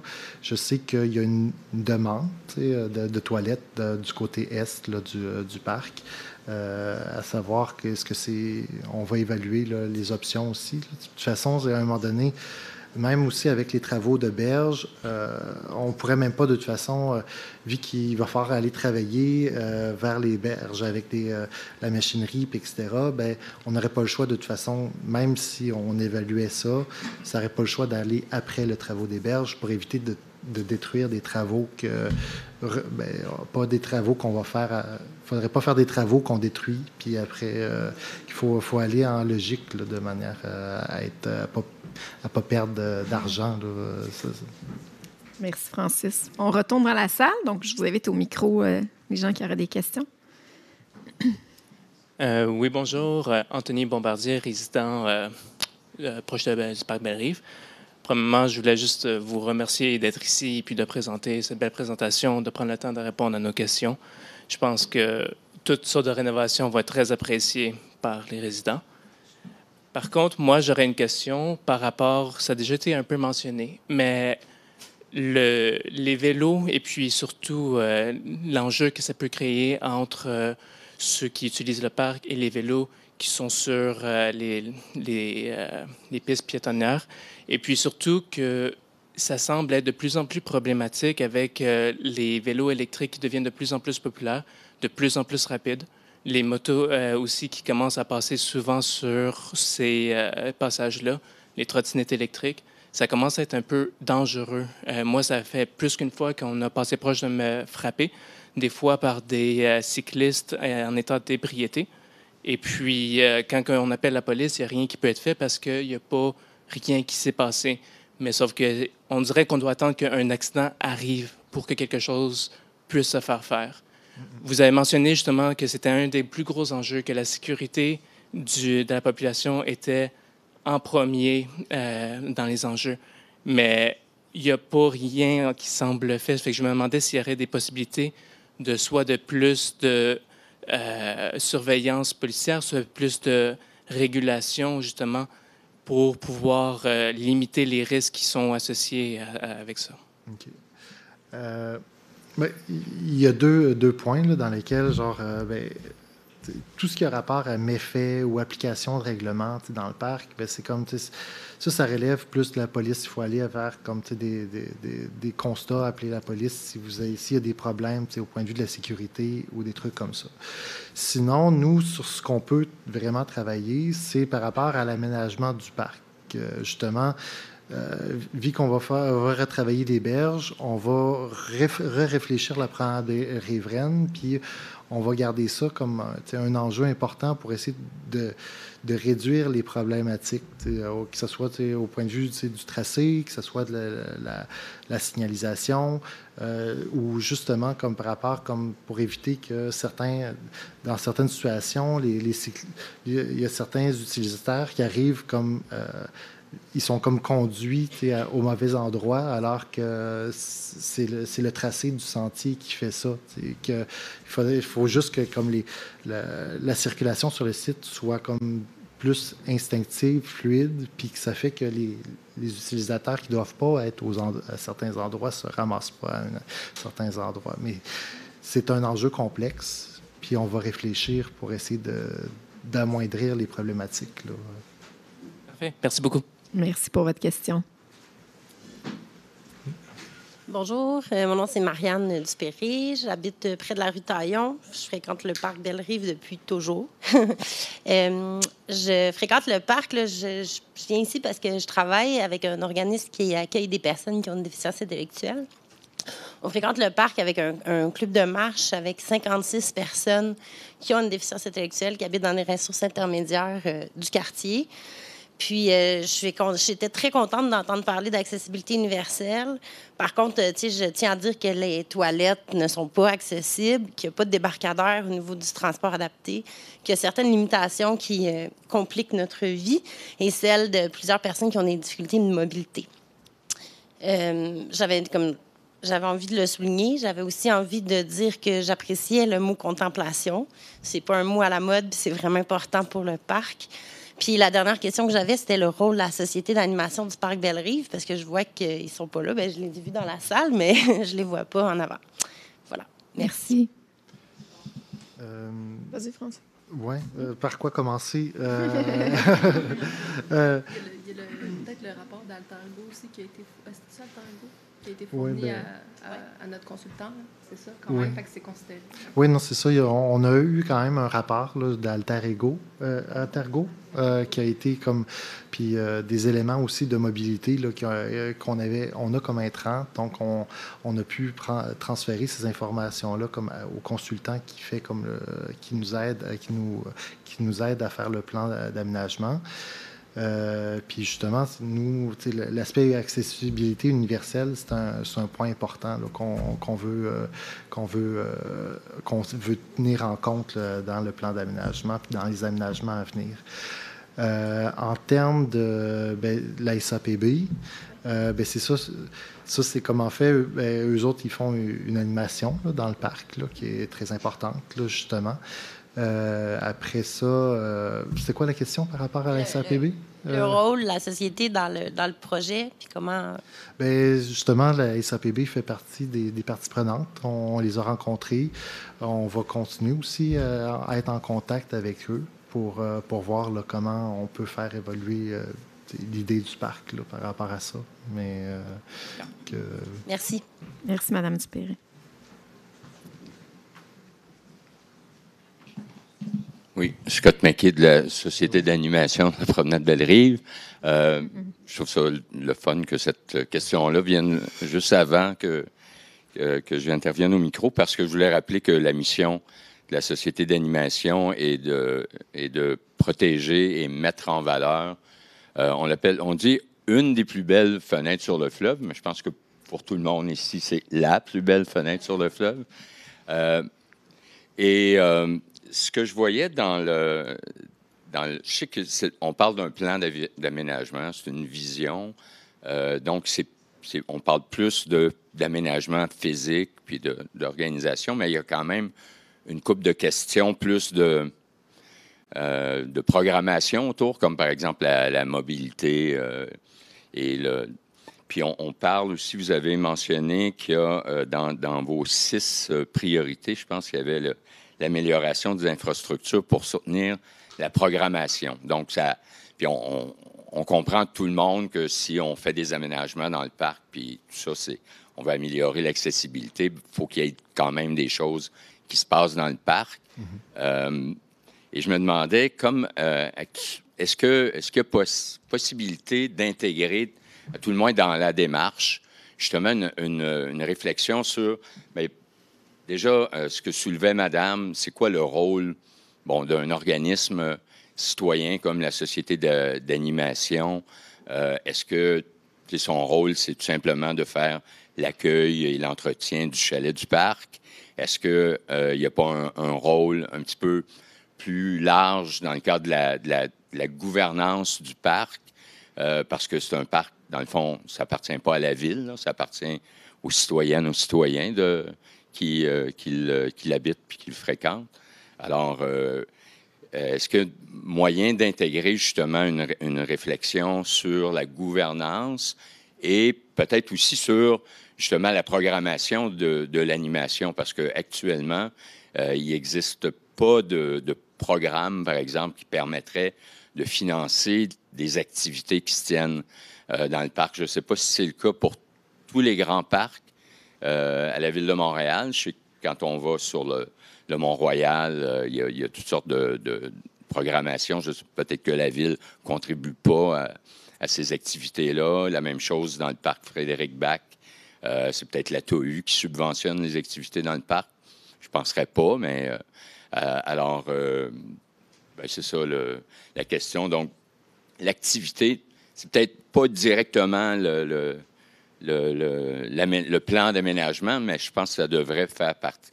Je me demande est-ce que, selon vous, ça ne devrait pas faire partie de la vision d'avenir, justement, pour le parc de la Promenade Belle-Rive?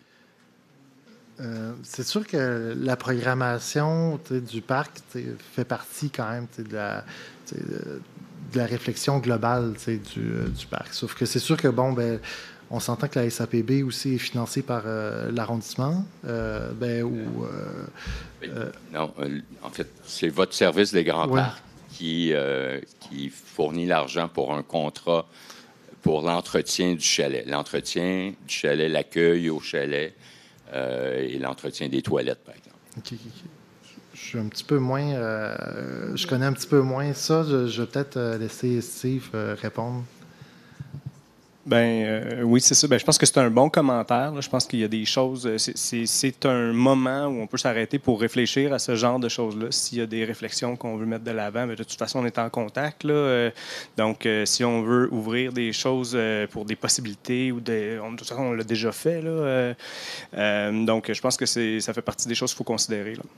Donc, on reçoit bien votre question, puis on va la considérer. Merci, M. McKay. Merci. Une dernière question dans la salle? Bonjour, Jonathan Rémillard, citoyen de Tétro. Ma question est pour Mme Simard. Je voulais savoir si dans tout le programme, par rapport aux parcs locaux, on va se concentrer sur Pierre-Tétro et sur Clément Jeté-Sud.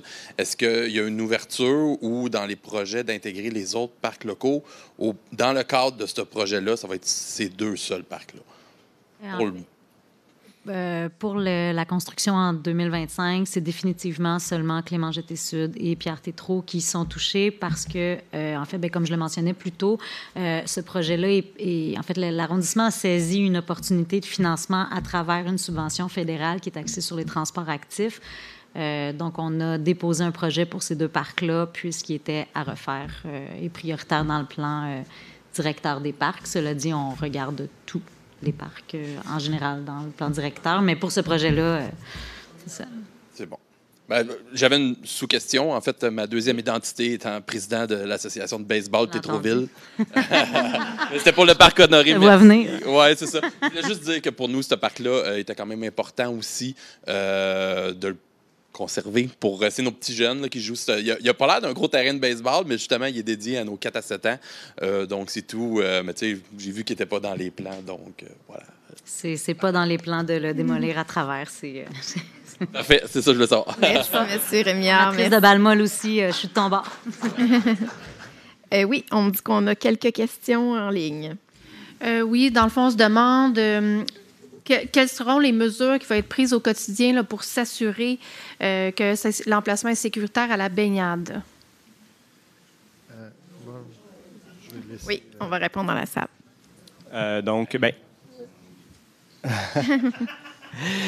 C'est une bonne question. Je pense que Francis a quand même bien exploré un peu la question tout à l'heure. Là, vous a mentionné là, que c'était évidemment une priorité là, chez nous, mais de tout le monde, évidemment.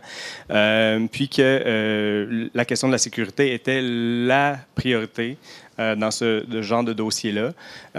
Puis donc, on a fait plusieurs études au courant des dernières années à cet égard-là, autant au niveau de la qualité de l'eau, des fonds, des sédiments, des caractérisations, du milieu biophysique. Donc, plusieurs types d'études qui nous ont amenés à échanger avec nos partenaires, là, autant au niveau de la santé publique, le ministère Pêche et Océan, le ministère de l'Environnement et de la Faune et Parcs. Donc, on a un échange avec eux, puis on a ouvert un dossier. Puis, dans le fond, on a déposé l'ensemble de nos études, puis on attend un retour à cet effet-là de leur part, donc pour nous permettre de mieux comprendre puis de mieux s'entendre sur l'ensemble de ces enjeux-là. Donc, quand on aura une meilleure idée de tout ça, on va pouvoir, bien sûr, vous en informer. Merci. Excellent. Aussi, on se demande plus précisément là, par rapport à la réhabilitation des berges et à la création des bandes riveraines. C'est quoi l'objectif? Si on va suivre aussi, respecter en fait la politique de protection des rives qui recommande une largeur minimale de 10 à 15 mètres pour vraiment protéger les habitats et la faune aquatique et terrestre. Je vais laisser Camille là, parce que c'est l'experte par rapport à ça.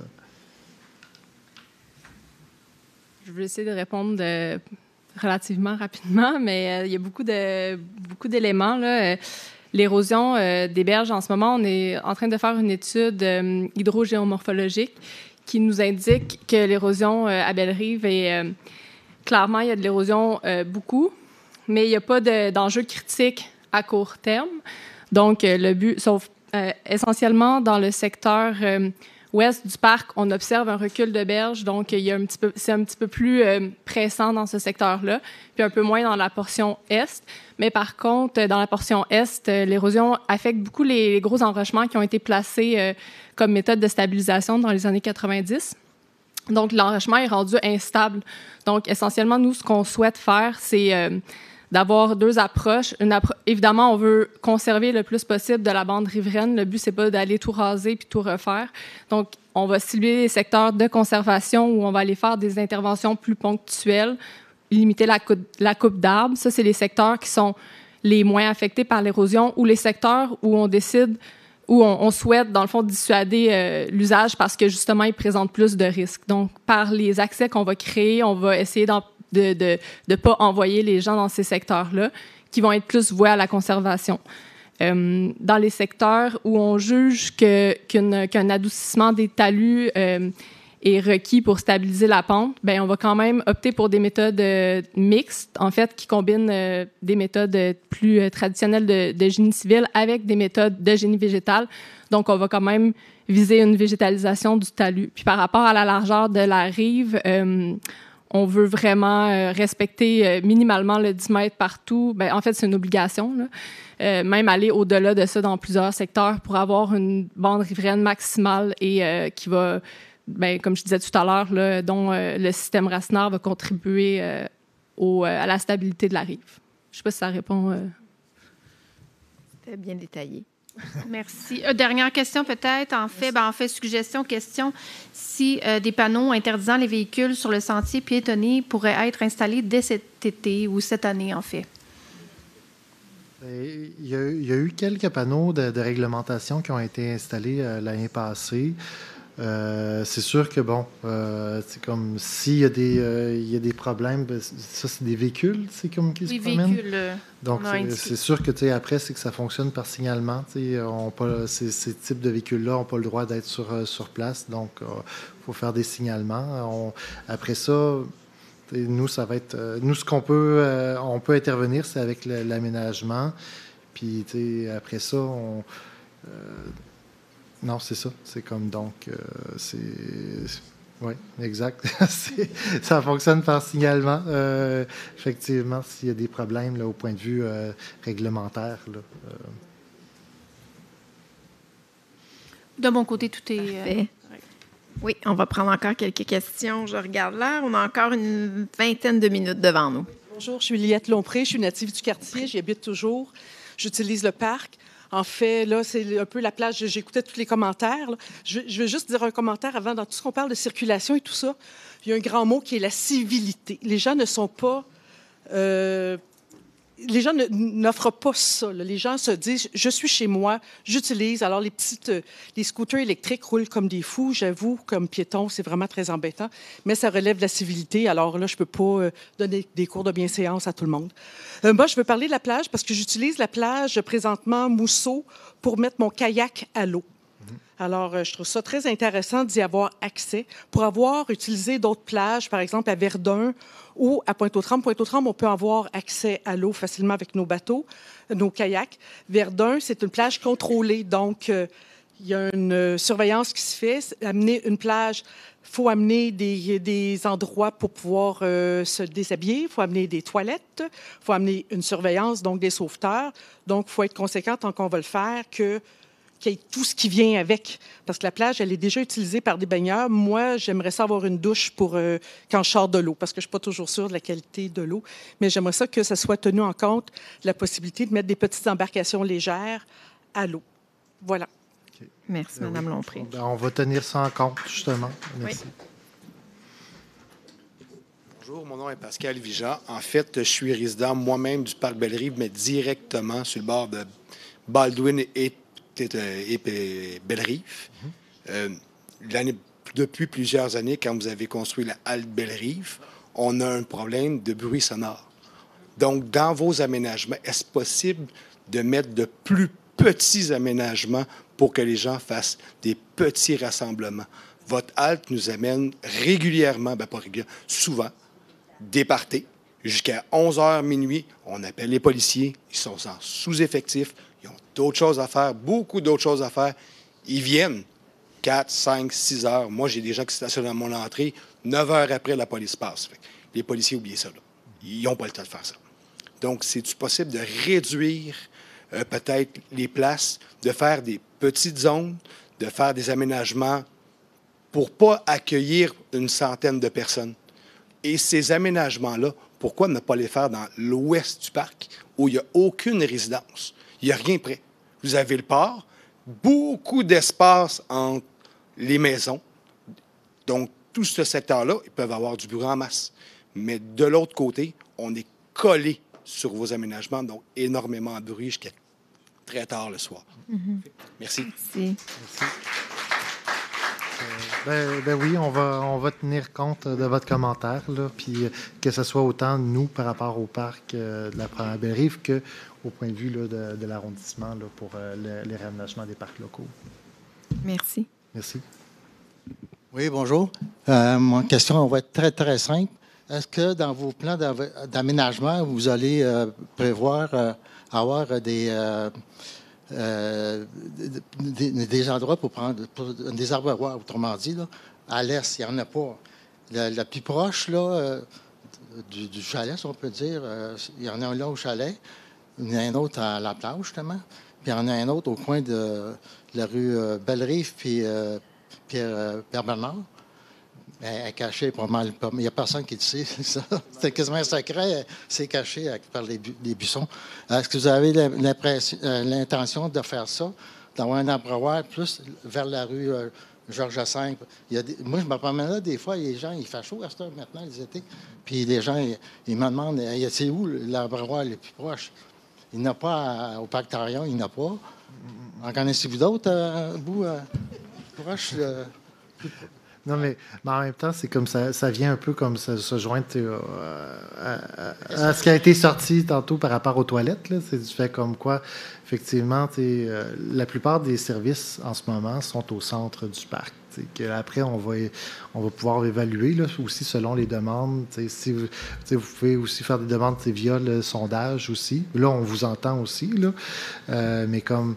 C'est sûr que comme par rapport, comme ça va être aussi avec dans le phasage aussi les travaux. Là, on est obligé de faire les travaux de berge en premier.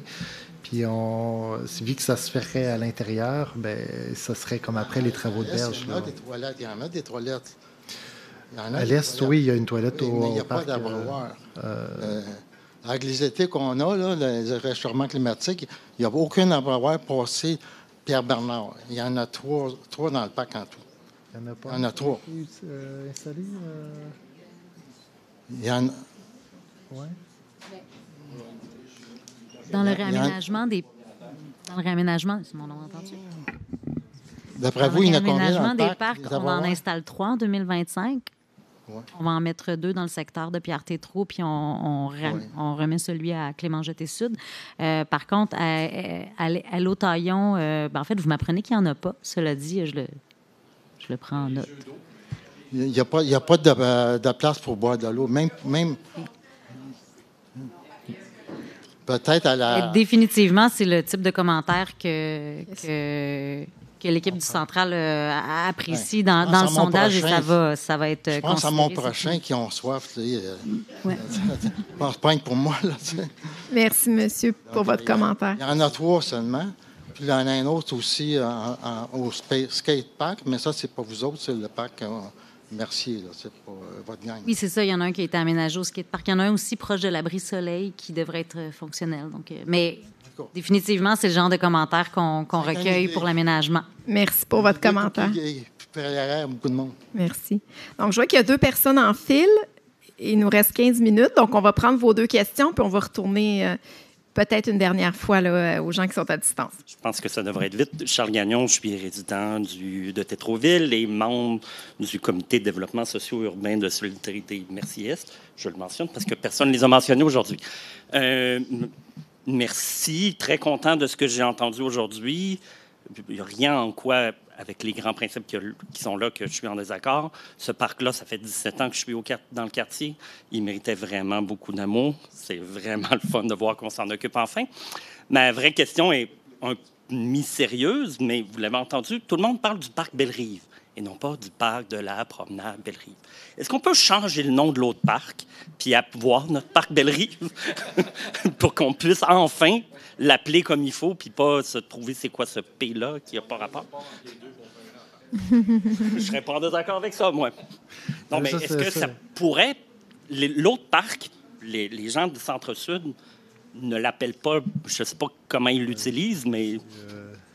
Comment on peut avoir le parc Belle-Rive? On peut prendre votre commentaire puis aller voir l'équipe de toponymie là, puis porter votre message. On peut en prendre bonne note. On va relayer le message. Merci. Merci pour votre question. Bonsoir, moi c'est Dominique Dumas. Ça fait 15 ans que j'habite dans le quartier. Je me suis impliqué avec la SAPB pendant 5 ans. Et puis, vraiment, moi, je pense que en fait, tout le monde dans la salle ici fait preuve de civilité. On vous a cherché longtemps. Merci pour le beau projet. Je pense qu'on va vous suivre là-dedans. Ma question, est-ce que vous avez consulté les gens en périphérie du quartier? Parce qu'il y a beaucoup de gens à l'extérieur du quartier qui viennent de façon abondante dans le quartier. Puis, c'est vraiment une question, tu sais, on parlait de ça. Je pense que c'est important de consulter aussi la couronne autour de nous pour savoir comment l'utiliser, parce qu'il arrive en masse. Fait que c'est vraiment ça. Fait que là, beaucoup de gens se sentent comme ça. Là. Fait que c'est justement, c'est comme l'aspect de sondage, ben aussi la présentation de ce soir. Premièrement, la présentation de ce soir, ben là, on est... il y avait 130 personnes qui étaient prévues d'être ici dans la salle. Il y en a 150 qui sont en ligne en ce moment. Puis aussi, c'est une présentation aussi qui va être comme mise en ligne aussi ensuite. Que ça, déjà, toutes ces personnes-là qui sont comme intéressées au parc Promenade Belle-Rive, bien, justement, écoutent cette présentation-ci.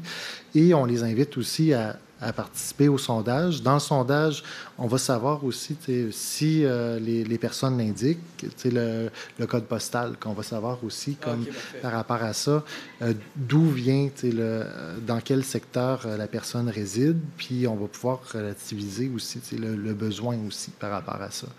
Vous allez envoyer ça à tout le monde, le sondage? Je vais en parler tout à l'heure. OK, super. Merci, M. Dumas. Donc, on va aux gens qui sont à distance. Oui, peut-être encore 2 petites questions. On se demande s'il y a une consultation ou une analyse qui est prévue par des biologistes pour s'assurer que la végétation qui va être proposée soit vraiment utile à la faune, puis permettre d'offrir une bonne stabilisation des berges. Tu peux... Bonjour. On a déjà plusieurs audits écologiques pour le parc, plusieurs études qui ont été réalisées. Donc, oui, effectivement, quand on va élaborer la palette végétale pour le projet de restauration des berges, les espèces fauniques présentes vont être considérées. Parfait, merci. Puis ensuite, quelqu'un qui représente un organisme se demande comment on peut participer aux consultations de juin. Bien ça, en ce moment, on est encore en train d'élaborer la liste de participants, les organismes ciblés. Puis justement, on la veut comme le plus représentatif, que là, on veut vouloir, désolé. On veut pouvoir aller chercher des personnes de différents âges, différents types de profils. Donc, on veut aller quand même assez large, mais on va quand même monter cette banque-là.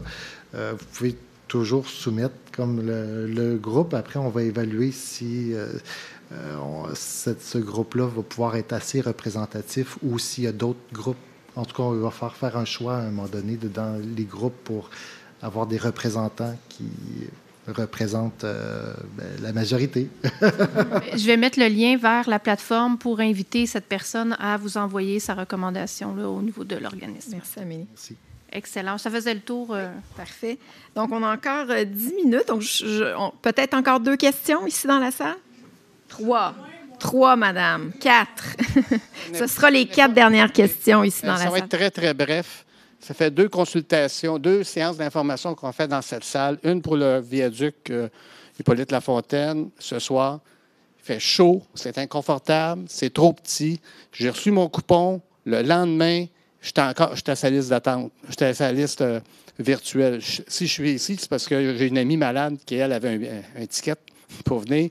Y a-t-il moyen d'avoir une salle plus grande? Au pire, louer la salle au sol de l'église Saint-François d'Assise.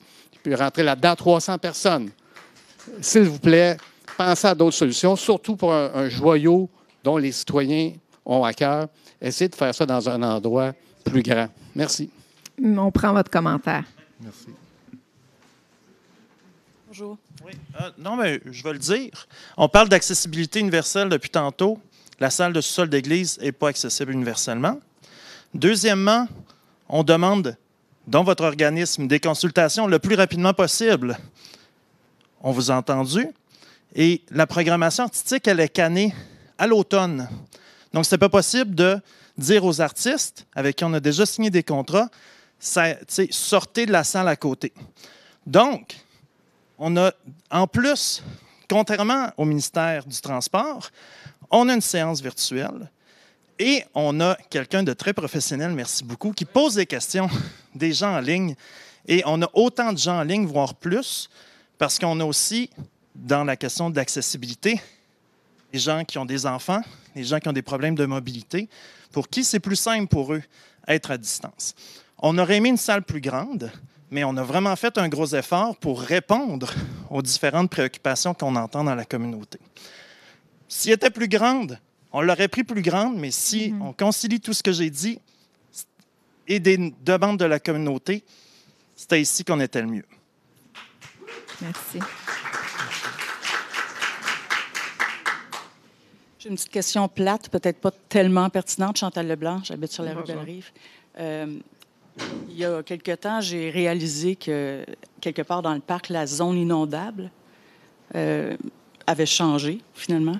Est-ce que les travaux ont un impact sur la zone inondable? On hoche la tête que non. Mais vous voulez parler de quelle zone? Le secteur S, ou je peux, en fait, c'est vis-à-vis peut-être Bilodeau, dans ces coins-là. Quand on regarde les cartes de zone inondable, la zone se rapproche de la rue Belle-Rive, si on veut. Okay. Puis en fait, c'est que quand vous parlez d'aplanissement des talus, il y a plein de gens ici qui ont l'air de comprendre c'est où que ça va se passer, là. Moi, je comprends pas trop. J'aimerais ça quand vous allez avoir de l'information là-dessus, c'est disponible maintenant, si on pouvait voir où vous prévoyez adoucir les talus ou abaisser. Moi, là, j'ai comme l'impression qu'on va descendre du stock, qu'on va en ramener plus vers le sud. Et voilà.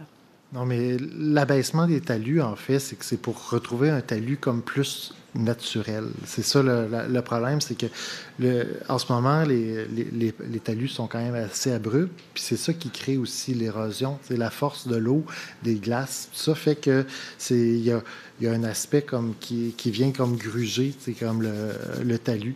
C'est pour ça que là, on veut, dans certains secteurs, justement, recréer des talus comme avec un profil un peu plus naturel, qui est beaucoup plus résilient par rapport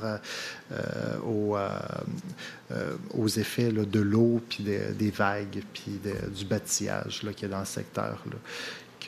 Puis là, c'est ça, pour l'instant, on ne peut pas encore dire exactement quels secteurs qui vont être... mais ça va être des secteurs qui sont affectés davantage par l'érosion. Et puis juste pour ajouter, on ne peut pas avoir d'impact sur les zones inondables. Là. En ce moment, on vit les changements climatiques tous ensemble. Puis on voit les impacts. Donc, on veut créer une berge plus résiliente, comme Francis disait, avec des talus qui vont être plus adaptés pour venir amortir un peu les vagues et tout. Donc, la végétation, ça rend plus facile l'implantation de la végétation dans le talus qui joue son rôle pour stabiliser le talus. Donc, il y a, tout ça joue ensemble. Il y a les efforts aussi qui sont déployés pour venir faire la gestion des eaux de pluie dans la ville, tout ça, mais c'est comme tous les efforts un petit peu de tout le monde qui vont éventuellement aider, sauf qu'on n'a pas de... On peut rien faire par rapport à ça. Bonjour. La démarche est très appréciée, mais la quantité il manque des informations, les sources, c'est-à-dire les analyses sur le paysage, les analyses sur l'écologie, les analyses sur l'accessibilité, les plans qui ont été faits. Jadis, il y a eu des plans directeurs qui ont été faits pour la promenade Belle-Rive, incluant les parcs adjacents. Donc, à quelque part, la réflexion ou la rétroaction avec la population doit se faire sur une compréhension des choses. Ça prend aussi des simplifications, là, des présentations des enjeux qui soient clairs, mais à quelque part, les analyses de fond sur les volets écologiques, paysage, histoire, archéologie et tout ça, à quelque part, il faudrait trouver une façon conviviale, en regroupant par sujet, ou en tout cas pour permettre aux gens de vraiment comprendre c'est quoi les enjeux et c'est quoi les opportunités, puis les limites, à quelque part, si c'est impossible de faire telle chose à tel endroit, on le saura à ce moment-là, d'après vos analyses, mais ça va, plutôt que d'envoyer des idées en l'air, comme disait M. Boquin, c'est important de comprendre c'est quoi les fenêtres d'opportunité, puis par exemple, les contrats avec le fédéral, à quelle date ça a été demandé, puis à quelle date c'est octroyé, puis c'est quoi l'échéance, pourquoi c'est cette échéance-là, puis la même chose au niveau du Québec, puis donc, à quelque part, je sais que c'est un gros travail de vulgarisation, mais il y a un énorme travail de mise en réseau pour qu'on comprenne les enjeux. Dans des cas comme le parc La Fontaine, il y a un travail exceptionnel qui avait été fait. Belle-Rive, c'est presque, avec les parcs adjacents, c'est presque la même surface que le parc La Fontaine. Puis c'est un joyau pour tout l'est de Montréal. Puis disons qu'on n'est pas trop gâté sur d'autres aspects. Bien, sur la pollution, on est gâté, là, mais pour le reste, on n'est pas toujours. À quelque part, ça serait bien qu'on ait droit à tout un processus de qualité. Vous êtes bien parti. Merci pour votre intervention. Oui, mais justement, c'est comme le plan d'aménagement, ça ne va pas être juste un plan image. C'est comme un plan qui va être étoffé au point de vue, justement, qui va parler d'écologie, d'analyse paysagère, etc. Donc, ça va être un ensemble. C'est sûr que ça reste un plan d'aménagement, comme le terme, parce que là, non, c'est ça. Ça reste un plan d'aménagement, mais qui peut ressembler un peu à un plan directeur, là, justement. Là. Donc, tu sais, les documents vont être rendus publics? Est-ce qu'il y a des documents qui vont être rendus publics? C'est ça, la question. Hein? Le plan d'aménagement. Le plan d'aménagement en tant que tel. Non, mais pas le plan d'aménagement, mais je veux dire les études qui soutiennent le plan d'aménagement. Il va y avoir un rapport avec le plan d'aménagement qui est plus un document. Oui, bien, il va y avoir un plan d'aménagement avec toutes les études à l'intérieur. Ça fait beaucoup de documentation. Oui, c'est ça. Je pense pas que tous les intrants soient comme diffusés au point de vue du public, mais il va y avoir justement dans le plan d'aménagement, il y a comme un résumé de tous ces intrants-là.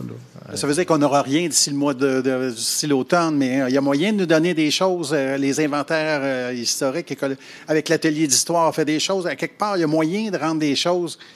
D'avoir un processus. Si vous voulez avoir un processus de rétroaction de qualité avec la population, il faut nourrir ce processus-là de façon ouverte. Là. OK.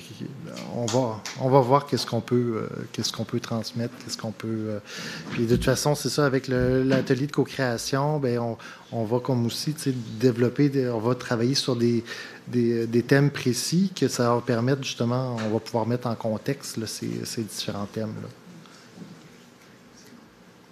Bonjour, Karen Robin, Honoré Beaugrand, Notre-Dame. C'est pas une question autant qu'un commentaire, une suggestion. Je ne sais pas si vous avez vu l'état de nos sentiers suite à l'hiver. Le déneigement nous a fait une belle job d'arrachage de pelouse. Juste de peut-être prendre ça en considération dans la création des nouveaux sentiers que vous allez faire, parce qu'il semble y avoir une difficulté de faire le déneigement de la bonne façon. C'est simplement ça. Merci beaucoup de votre présentation. C'était très apprécié. Merci. Merci pour votre Donc, on me dit qu'on n'a pas non plus de questions à la maison. Donc, c'est ce qui conclut cette période de questions. Merci à tous vraiment pour votre participation. Notez que j'ai quelques notes et informations. Notez que dans les prochaines semaines, il y a un document de questions-réponses, donc qui sera ajouté sur le site qui répond aux principales questions là, qui ont été soumises en ligne aujourd'hui. Donc, il y aura cette information-là qui sera ajoutée. Aussi, donc, on a beaucoup parlé du sondage. Donc, effectivement, je vous invite à répondre à un sondage donc, sur le site de Réalisons Montréal où vous vous êtes inscrit là, pour participer aujourd'hui. Donc, le sondage est déjà disponible au moment où on se parle. Il y a aussi sur le site une carte interactive. Donc, vous pouvez sur cette carte-là identifier des lieux, des secteurs dans le parc et y ajouter des activités, des installations, des aménagements que vous trouvez intéressants. Donc, ces 2 outils-là sont disponibles donc, en ligne jusqu'au 3 mai. Donc, votre rapport est très important. Donc, je vous invite à les utiliser en grand nombre pour exprimer vos idées, vos préférences. Je vous invite aussi à suivre le projet en vous abonnant à l'infolette, donc sur la même page. Donc, d'ailleurs, quand vous allez sortir, il y a un panneau avec un code QR en bas et en haut que vous pouvez scanner, puis ça va vous rendre directement donc, sur la plateforme. Donc, ce sera très facile. Donc, sur ce, je vous remercie à nouveau pour votre participation et je vous souhaite une bonne fin de soirée.